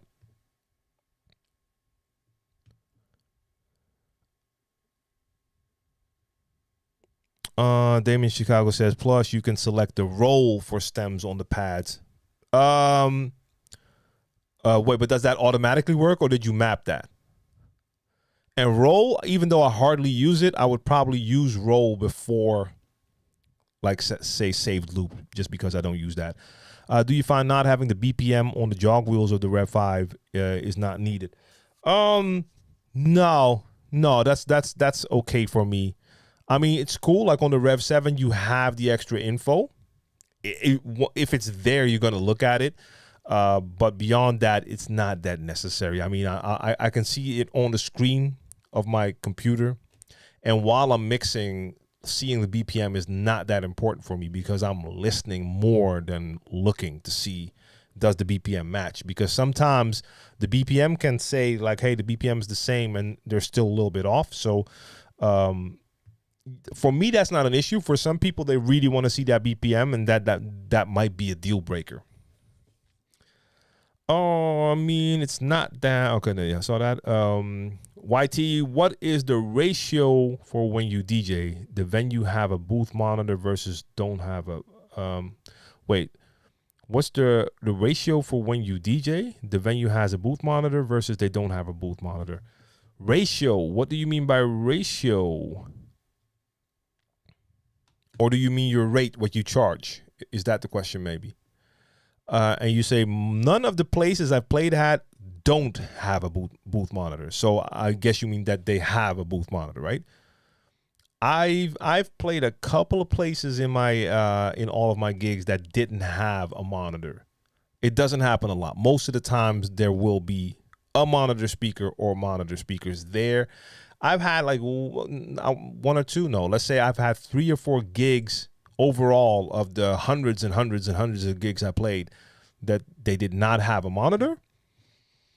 And I mean, in most cases, it was okay because the room speakers were pretty close to the setup. It's not ideal because you're catching all of that audio, so it's not great for the ears, but it was doable. I've done one gig and they used to have monitors, but they had an issue with the monitor that day.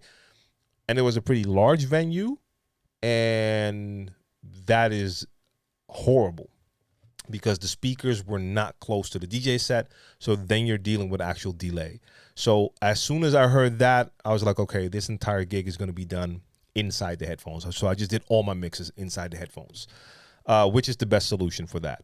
So while Yana, you said, yes, they contacted me. So look, they've heard you. They like it. They gave you that shot. So do what you do. That's it. That's it. And in this case, you don't have to worry about people hearing you live or having to perform live because you can pre-record. So I would not stress about that. And DJ Six says, do you still have your radio show on Galaxy Radio? No. Galaxy Radio is the main reason why I started Crates Radio. And I push Crates Radio.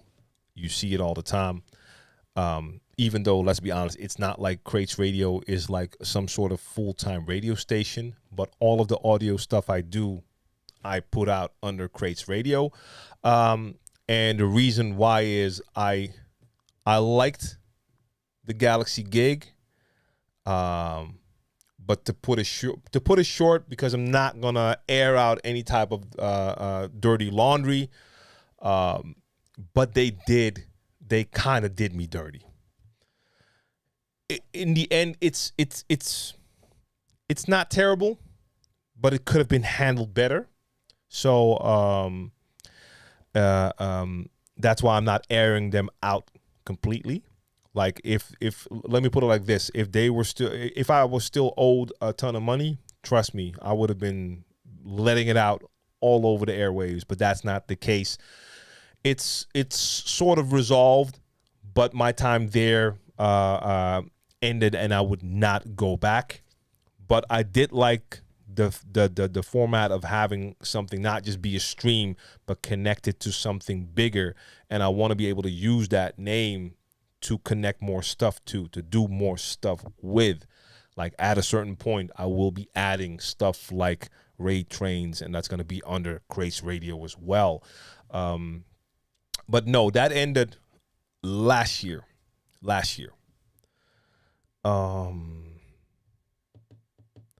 I used to, Radio 1 was good.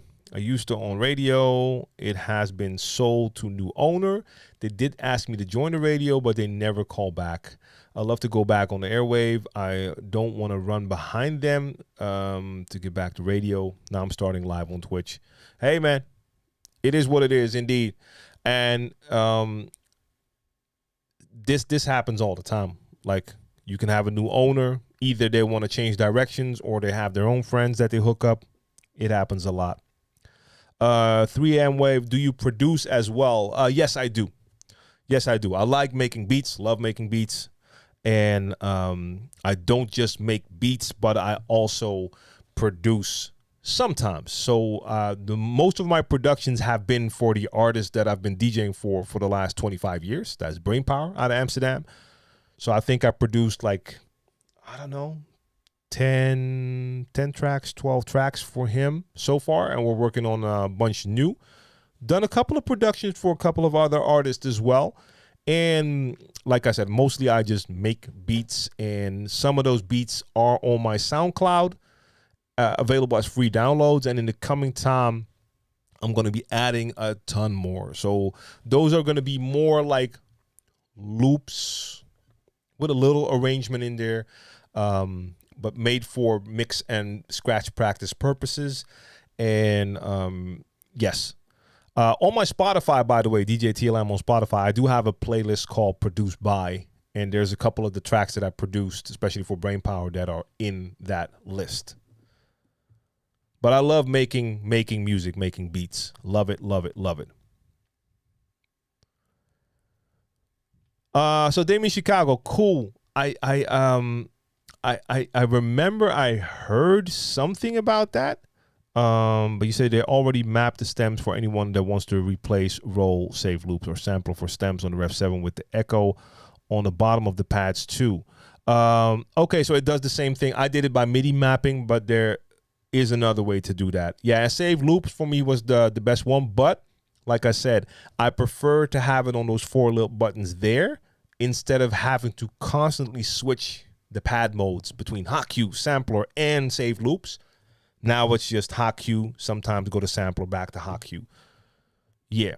And Mookie Walker, I can't really give an opinion because I haven't tested it, the Rain 4. We were talking about this earlier during the stream because some people have had issues with the jog wheels. And we have someone in the chat right now who's about to return their 3rd Rain 4. So that's pretty crazy.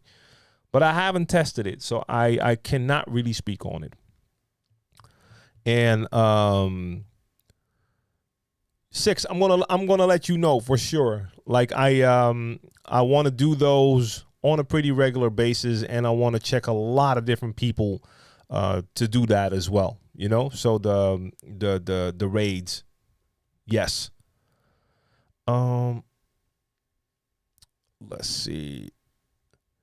Vinyl Touch for sure. I mean, I've done a couple of those. On my YouTube channel, I at a certain point I did some making the beats videos, and I did a couple of streams where I was just working on some stuff and show what I was doing.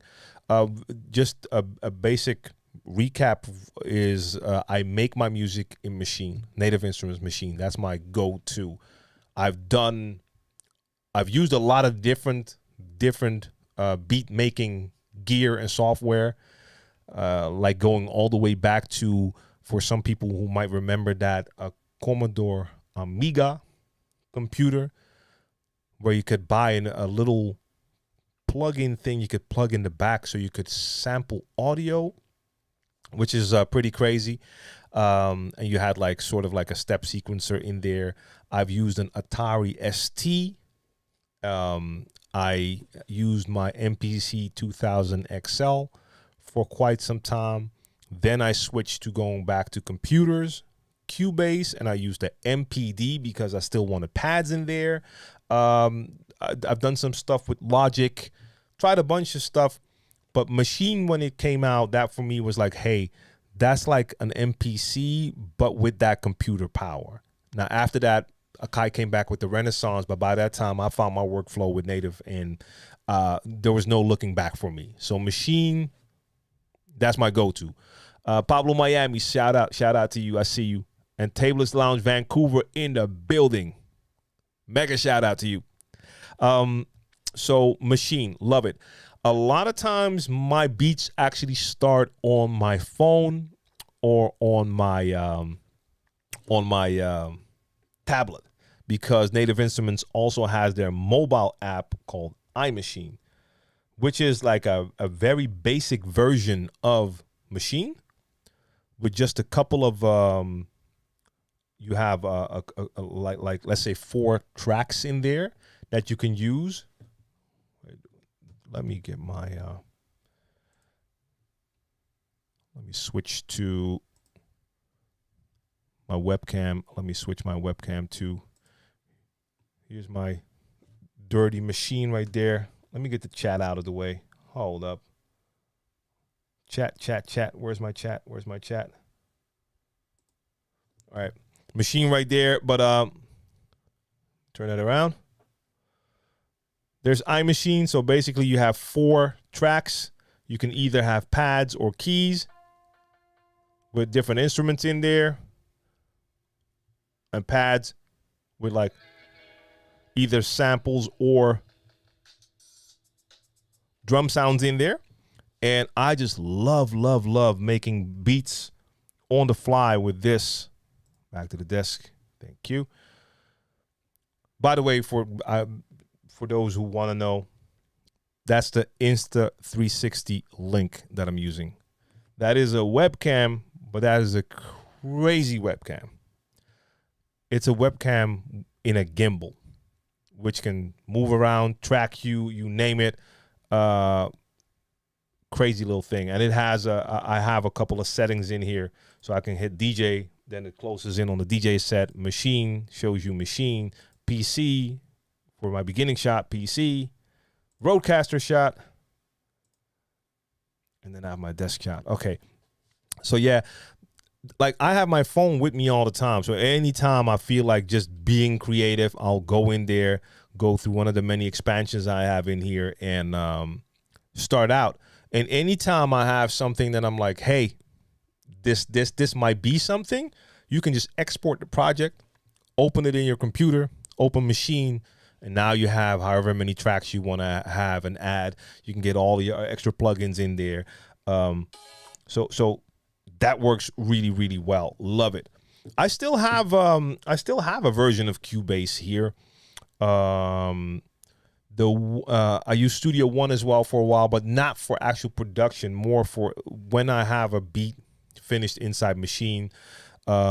Sometimes I wanted to like experiment with just like mixing a track, and I would just export all of the tracks and open it in like Studio One or Cubase. But yeah, Pablo, that's a great question, because I don't use any type of DAW most of the times, just Machine. So Machine is standalone. You can open Machine as a plugin in any DAW, by the way. You can't do that, but you don't need to do that. You can just use it standalone. That's how I use it most of the time.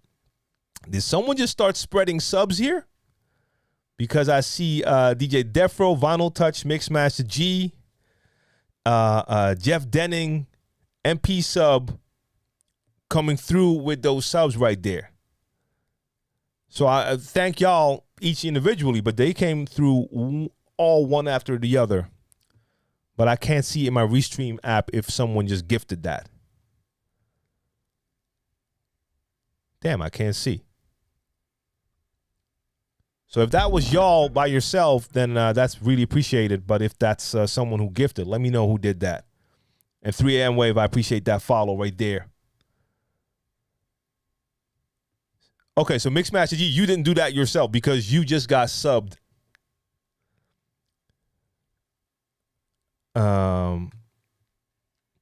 So yeah, man, I love making music. And being able to do that anywhere is super dope. I know some of the others also have like what you call it? Have like mobile apps. I've tried a couple. They don't work. They don't work as well. Oh, Vess, was that you? Hell dope, Al. Nice one. Damn, and I haven't even seen Vess. So Vess, you just lurking and handing out. That's ill. That is super dope, bro. Vinyl Touch says Reaper. That's one that I haven't used yet. Do definitely want to try it out. I mean, I love learning new stuff. I just need to find the time. Like I have FL Studio now because I want to look at it, and my younger son wanted to try it out, but I still haven't found my way around it. I have Ableton, and I still want to spend time with that. Still haven't done that yet. And when you don't have like a ton of time, you default back to what works for you. And in this case, that's Machine. What's in here now? Y'all hear that? You can't hear any bass though. No low end. There's like bass in there as well.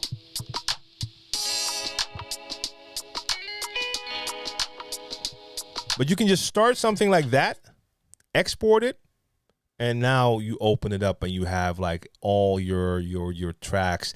So you don't do any type of EQing or stuff in here. You can change like volume. There's a couple of effects you can add, but most of the stuff you don't do here. So this is just for like making a skeleton. Just you try something out. If it sounds like it could be something, then you export it and then you move it to the big boy, to the computer. And I have that here in the studio. I have it on my home computer on the Mac Mini, and I can work from there. Ableton is just that one, like if you tried a couple DAWs, a lot of them are pretty much the same when it comes to layout. Workflow might differ a little bit, but it's pretty obvious how it works. Then when I saw Ableton for the first time, I was like totally confused, like what's going on with the clips and I've seen people use it also for live settings to do a lot of crazy stuff with it. But yeah, I need to spend the time with that. And FL, I mean, I remember FL from the Fruity Loops days, and I don't know if it's a fair comparison, but I think at least Fruity Loops was kind of looked at in the production world how DJs would look at Virtual DJ in those beginning days. And Virtual DJ has expanded to be like a fully fledged software system. And Fruity, the same thing, like FL Studio. I haven't tested it, but I installed it for my son. And that has come a long way as well. But yes, that is whenever I will have time, I want to like take my time to test them properly. But it's not like I'm looking to switch unless I would see something in one of the DAWs that would make me say like, whoa, wait a minute, this is what I've been looking for. Then I don't see any reason to switch from Machine. Because at the end of the day, it's about workflow. It's about workflow. And if you find your workflow, So Jerry Mix, for you, nothing can touch FL. Then that's for you, and there's no reason to switch, right? I can show you a ton of people who will swear that Cubase is the one and only. I can show you a ton of people who will swear Studio One is the one and only, and so on and so on. I will never say like Machine beats everything. That's the one and only. I know for me, workflow wise, it's at that top. So you need to find what works for you. But I'm always interested to see what other stuff is doing, because there might be something in there. But I cannot see myself switching. Have you ever experimented with using Algorithm DJ Pro with iPad Pro in a club setting? I like the stability and portability on iPads versus computer, but how is the real world usage?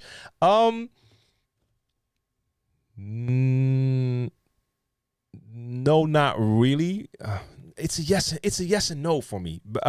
I've done 2 full tours with a dual setup, and we were doing some tracks with just a guitarist, and sometimes like drums for me or a beat from me.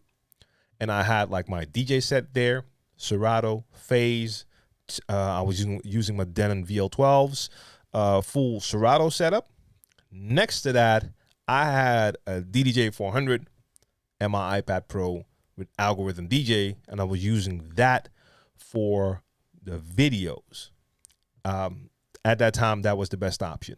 That was before I had my M1 MacBook Air. I was using a laptop that couldn't really handle too much, so I couldn't do video. So I did 2 tours using my iPad Pro with Algorithm DJ to play my videos. Super steady, but I cannot say I've done like full club gigs with it yet. Layback Luke is using DJ on his phone in all his gigs. Looks like with Pioneer DJ gear, but he hasn't said anything about that yet. DJ Pro has been my backup for years. As far as stability, I have not seen or heard issues when it comes to that.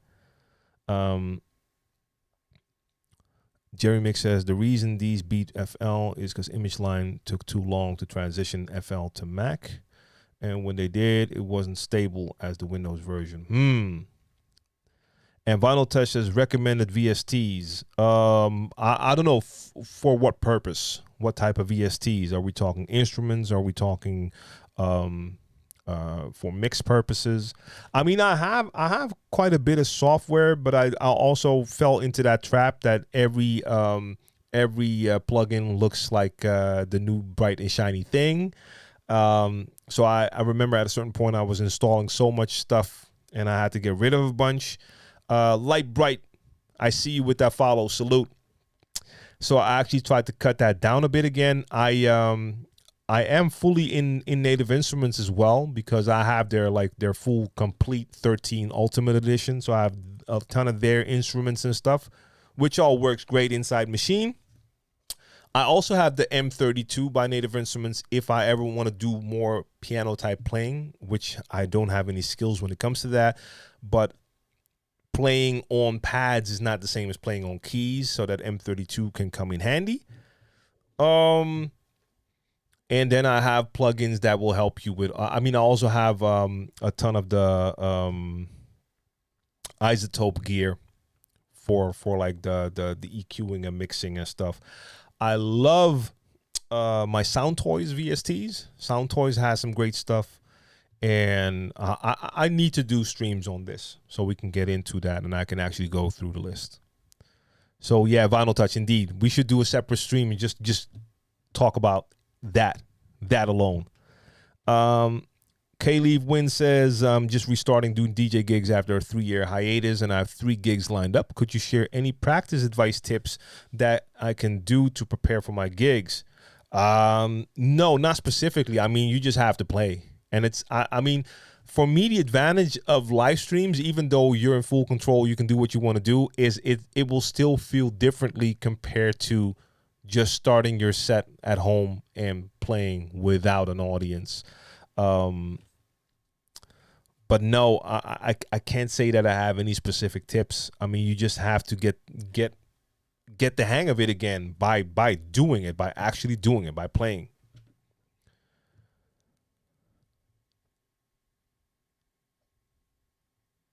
Mixmaster G says, let's start with this. Do you bring your own gear or do you use the venue's gear? That's a question for Khalif Wins.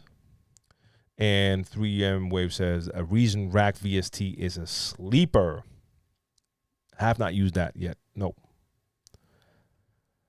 And I mean, do you bring your own gear or use the venue's gear? I mean, does that help when you prepare for your gigs? I mean, it kind of depends on the question. Any tips on how to prepare for your gigs? I was just thinking about the DJ perspective, but yes, when Mixmaster G says that, like, are you bringing your own gear or are you using the venue's gear? Being, if you're using the venue's gear, are you familiar with the gear that they have? You know, those are things to look at. But that's just, for me, that's basically like booking 101. You always want to know what gear is going to be there. So in the last couple of years, there have been some changes. So, for instance, if you played in clubs and they all had CDJ 2000s, maybe they have 3000s now. What's the main difference? It's worth it to take a look at that to see, like, okay, what's different? Maybe instead of a DJM 900 Nexus 2, now they have the A9. It's pretty similar, but it would help to do a little homework to see, like, okay, what's at that venue? Now, if you're bringing your own gear, then that's a different story. So gear-wise, that is a good point. But if we're just talking about DJing, getting back into that, that's something you're just going to have to set up at home and play. All right.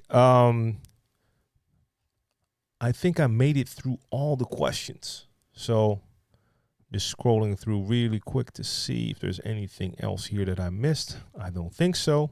Otherwise, if I missed any of your questions, just drop them in the chat right now. And otherwise, I'm gonna call it a day to get ready for some other stuff I'm working on. Pablo says, saw your demo video a couple weeks back. Curious on your opinion on the Rev 5 versus Rev 7. So for me, it's not really a comparison. And I see this a lot of times that people will ask me to compare non-motorized versus motorized. And for me, that is the entire difference. And that makes me hardly look at any of the other possible differences. Because if you're going to choose motorized, you're going to choose motorized, and you're not going to take a non-motorized. So, again, someone asked me like a couple minutes ago, like Rev 5 or Rev 7. If you're asking me, it's going to be the Rev 7. Now, I haven't tried the Hercules T7, their motorized controller. But if that feels decent enough or good, then I would probably pick that one over a lot of other controllers as well, just because it is a motorized controller. But then again, I still have to test that one. But the Rev lineup for me is just a very important addition to the controller space that we have here. A lot of controllers over the last how many years have had a pretty similar layout. You have your performance pads most of the times below your jog wheels, sometimes above the jog wheels. The mixer section is simply a mixer section, and the tempo sliders are going to be on the side, basically traditional style setup. The Rev lineup gives you that battle style lineup of layout that I'm used to. That's how I have everything set up. My turntables are sideways in the battle position. I'm using a scratch battle mixer, modern day scratch battle mixer. That could be an S9, that could be the Rain 72 or the S7. So I have a mixer in the middle that has a proper scratch style setup. So just to show you again.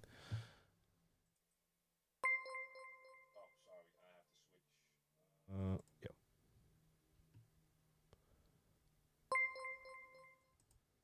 So you saw, if you look at that crossfader, I'll show you one more time. Take a look at the crossfader.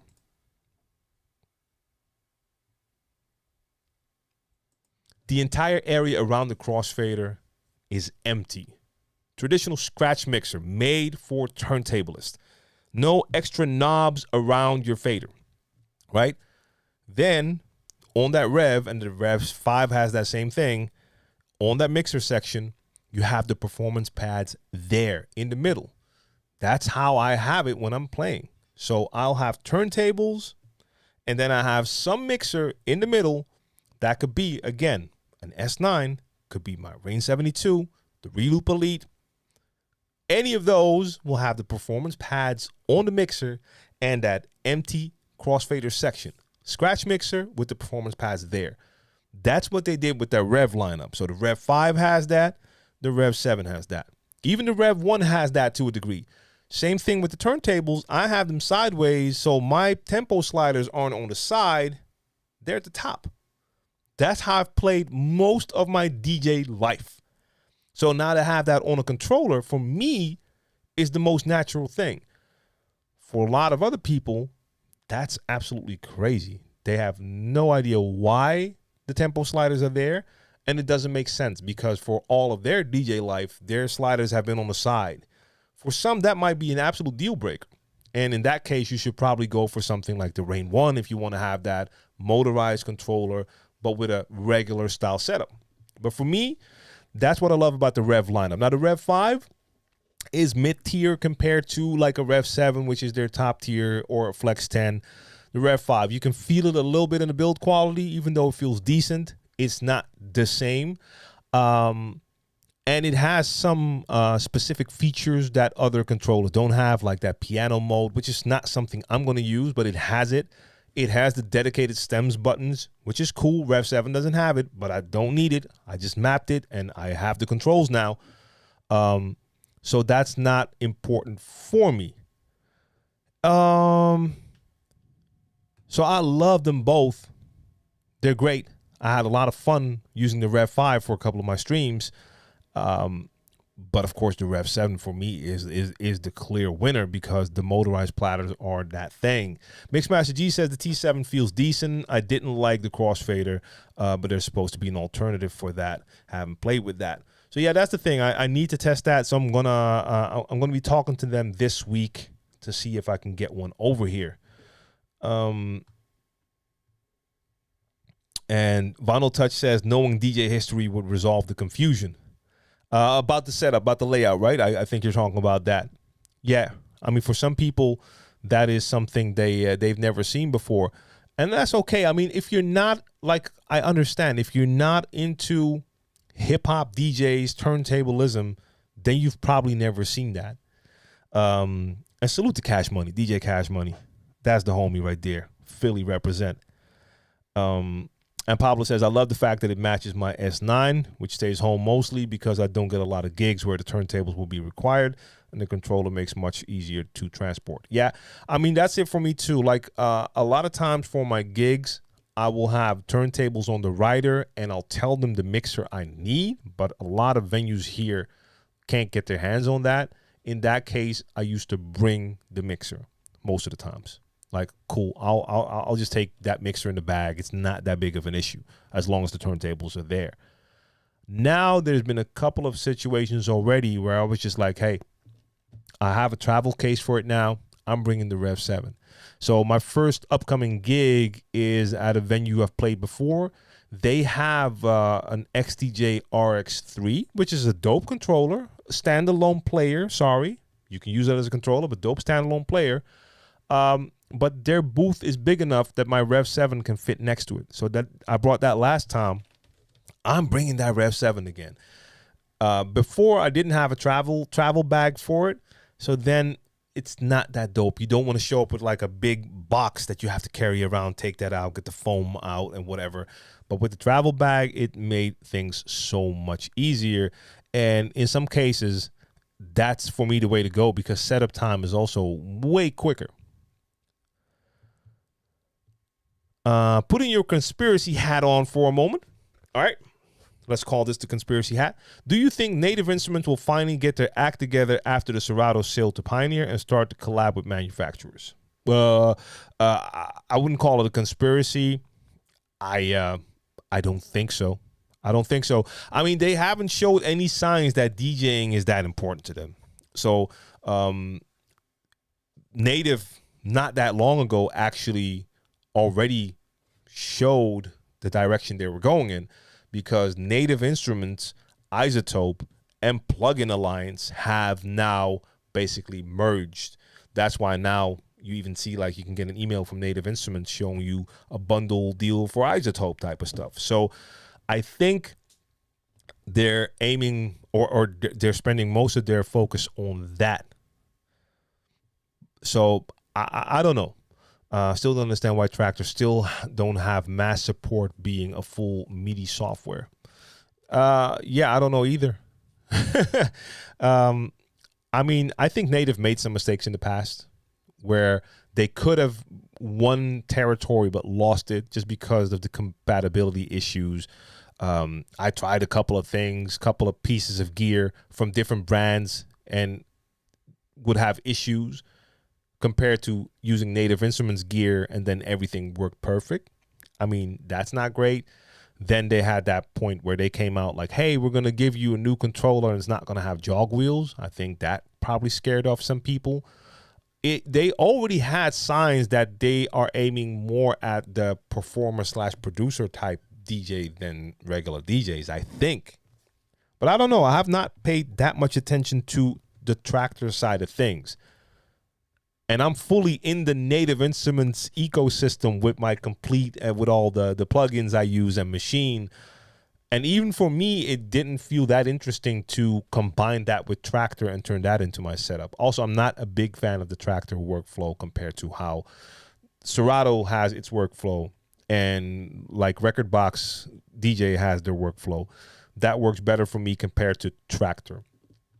Not better as operating, how it operates, but just workflow for me. Traktor has too much going on.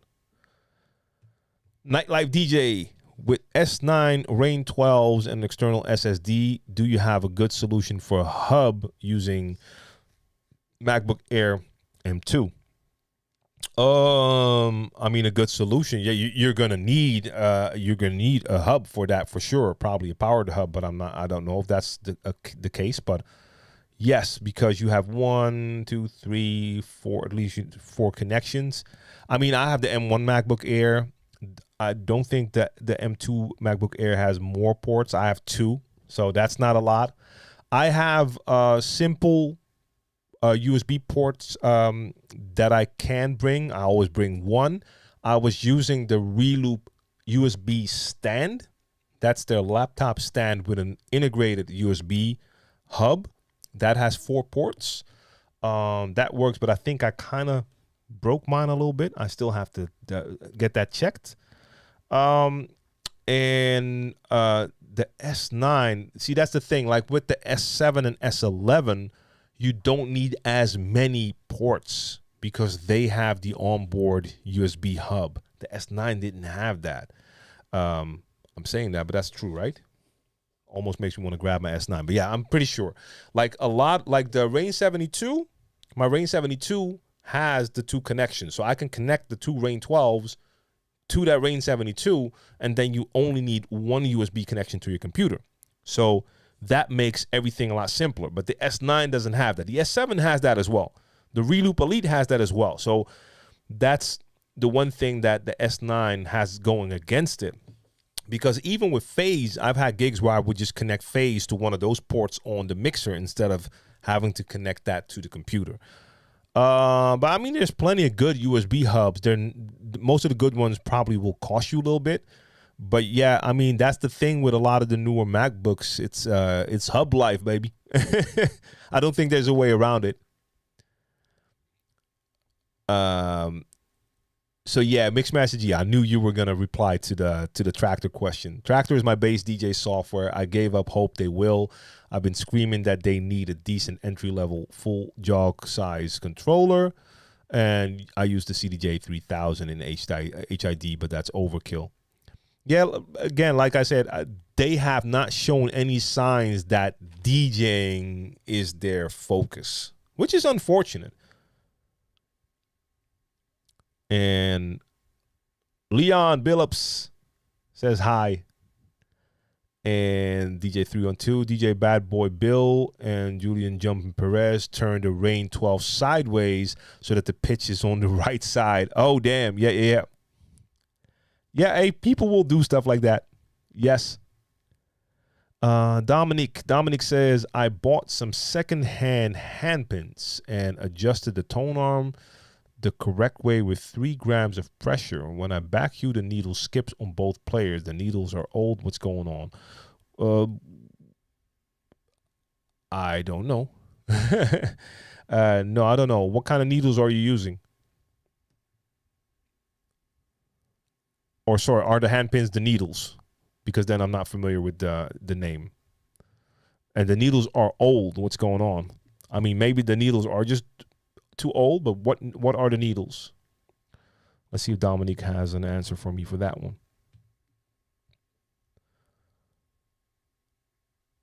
And mixed message, he says, mapping jogs reliably in tractor is a drama. All the rest is pretty straightforward.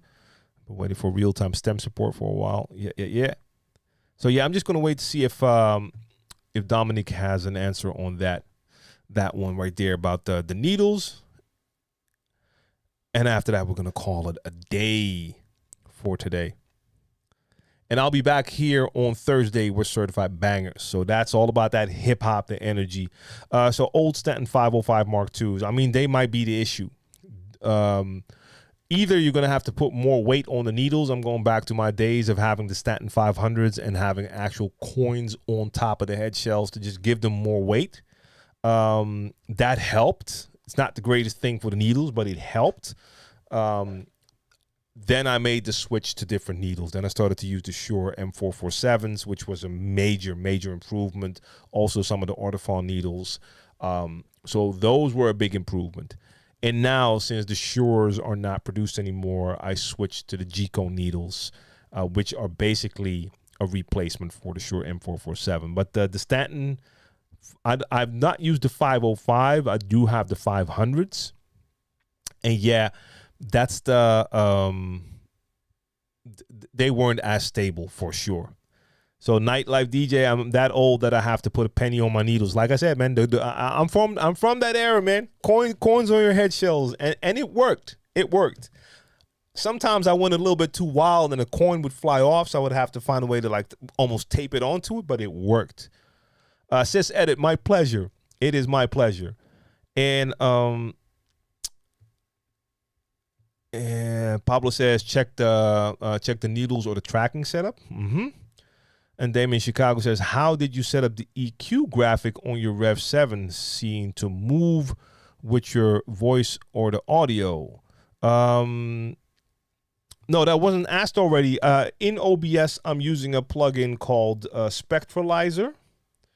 I don't have it open here. Hold up. Let me just copy.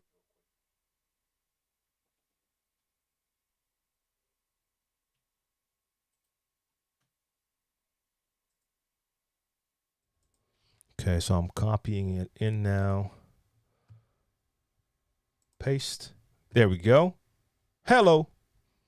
Let me change that position for a sec. So there's different visualizer plugins available. This one's called Spectralizer, and it's just a cool little addition to have. Even though I have a lot going on in my scenes already, I'm trying to find a combination between making a scene look clean but still having stuff in it. And I mean, you can do some things with this. You can change it. I don't want to change too much because then it will change in all my scenes, but you can change the color to any color you want on the fly. That's pretty easy. But there's a few different shape options as well. So it has bars. You also have the circular bar. Hold up, it's not showing. I have to bring it into screen. Hey, you have this one right here. You can make it smaller, bigger, you name it. And I think it had one other option in here called wire. Okay, there's the wire, and that can also show you. But I like the bars one better. So it's a plugin for OBS called Spectralizer. Yes.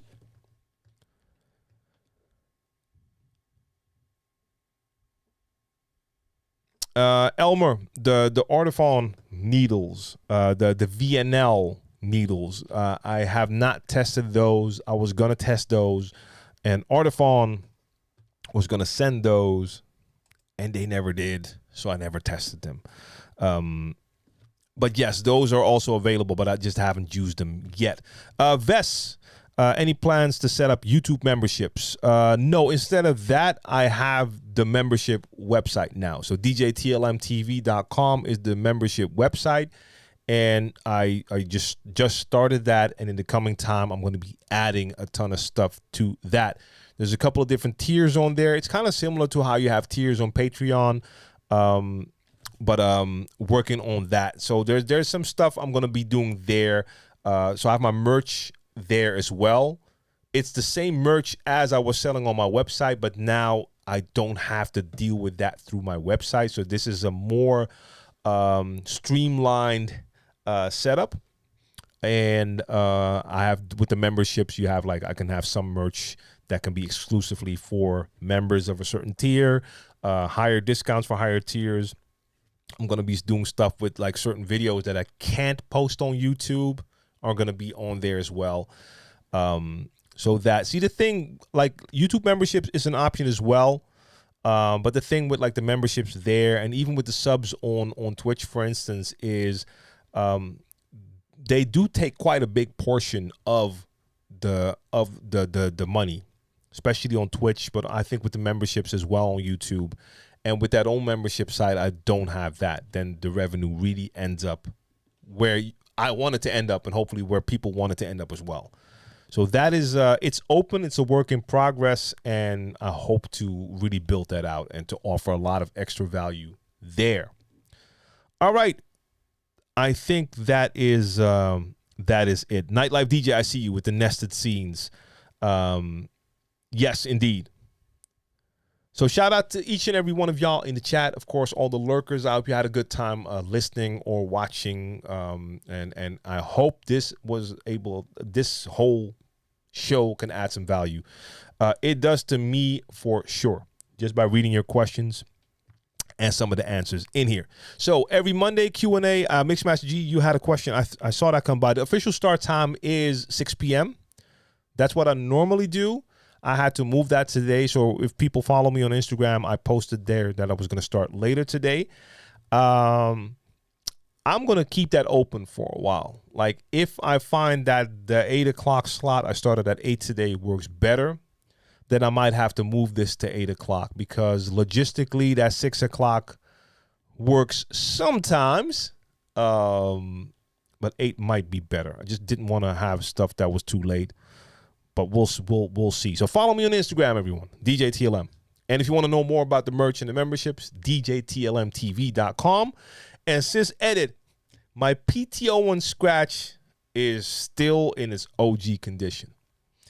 Unfortunately, I haven't been able to do a damn thing to it. I mean, financially, it just hasn't been an option. I think I got it, and then we got the pandemic, and that is like a luxury thing that hopefully one day I'll have like extra money laying around, like, okay, I'm gonna pimp this turntable, and then I can make another video. Until that time, nothing. I might have to actually bring my portable turntables into one of the streams one of these days. I have that one, and I have the Omni. The Omni is sick, so I might have to bring those in. All right. For the people in the chat, if you want to talk more DJ Shop, make sure you tune in to Mixmaster G tomorrow with his AMA. On Wednesday, check out Tweak Music Tips. On Thursday, make sure you check out the homie Cleveland Terry. And on Friday, there's more Tweak Music Tips.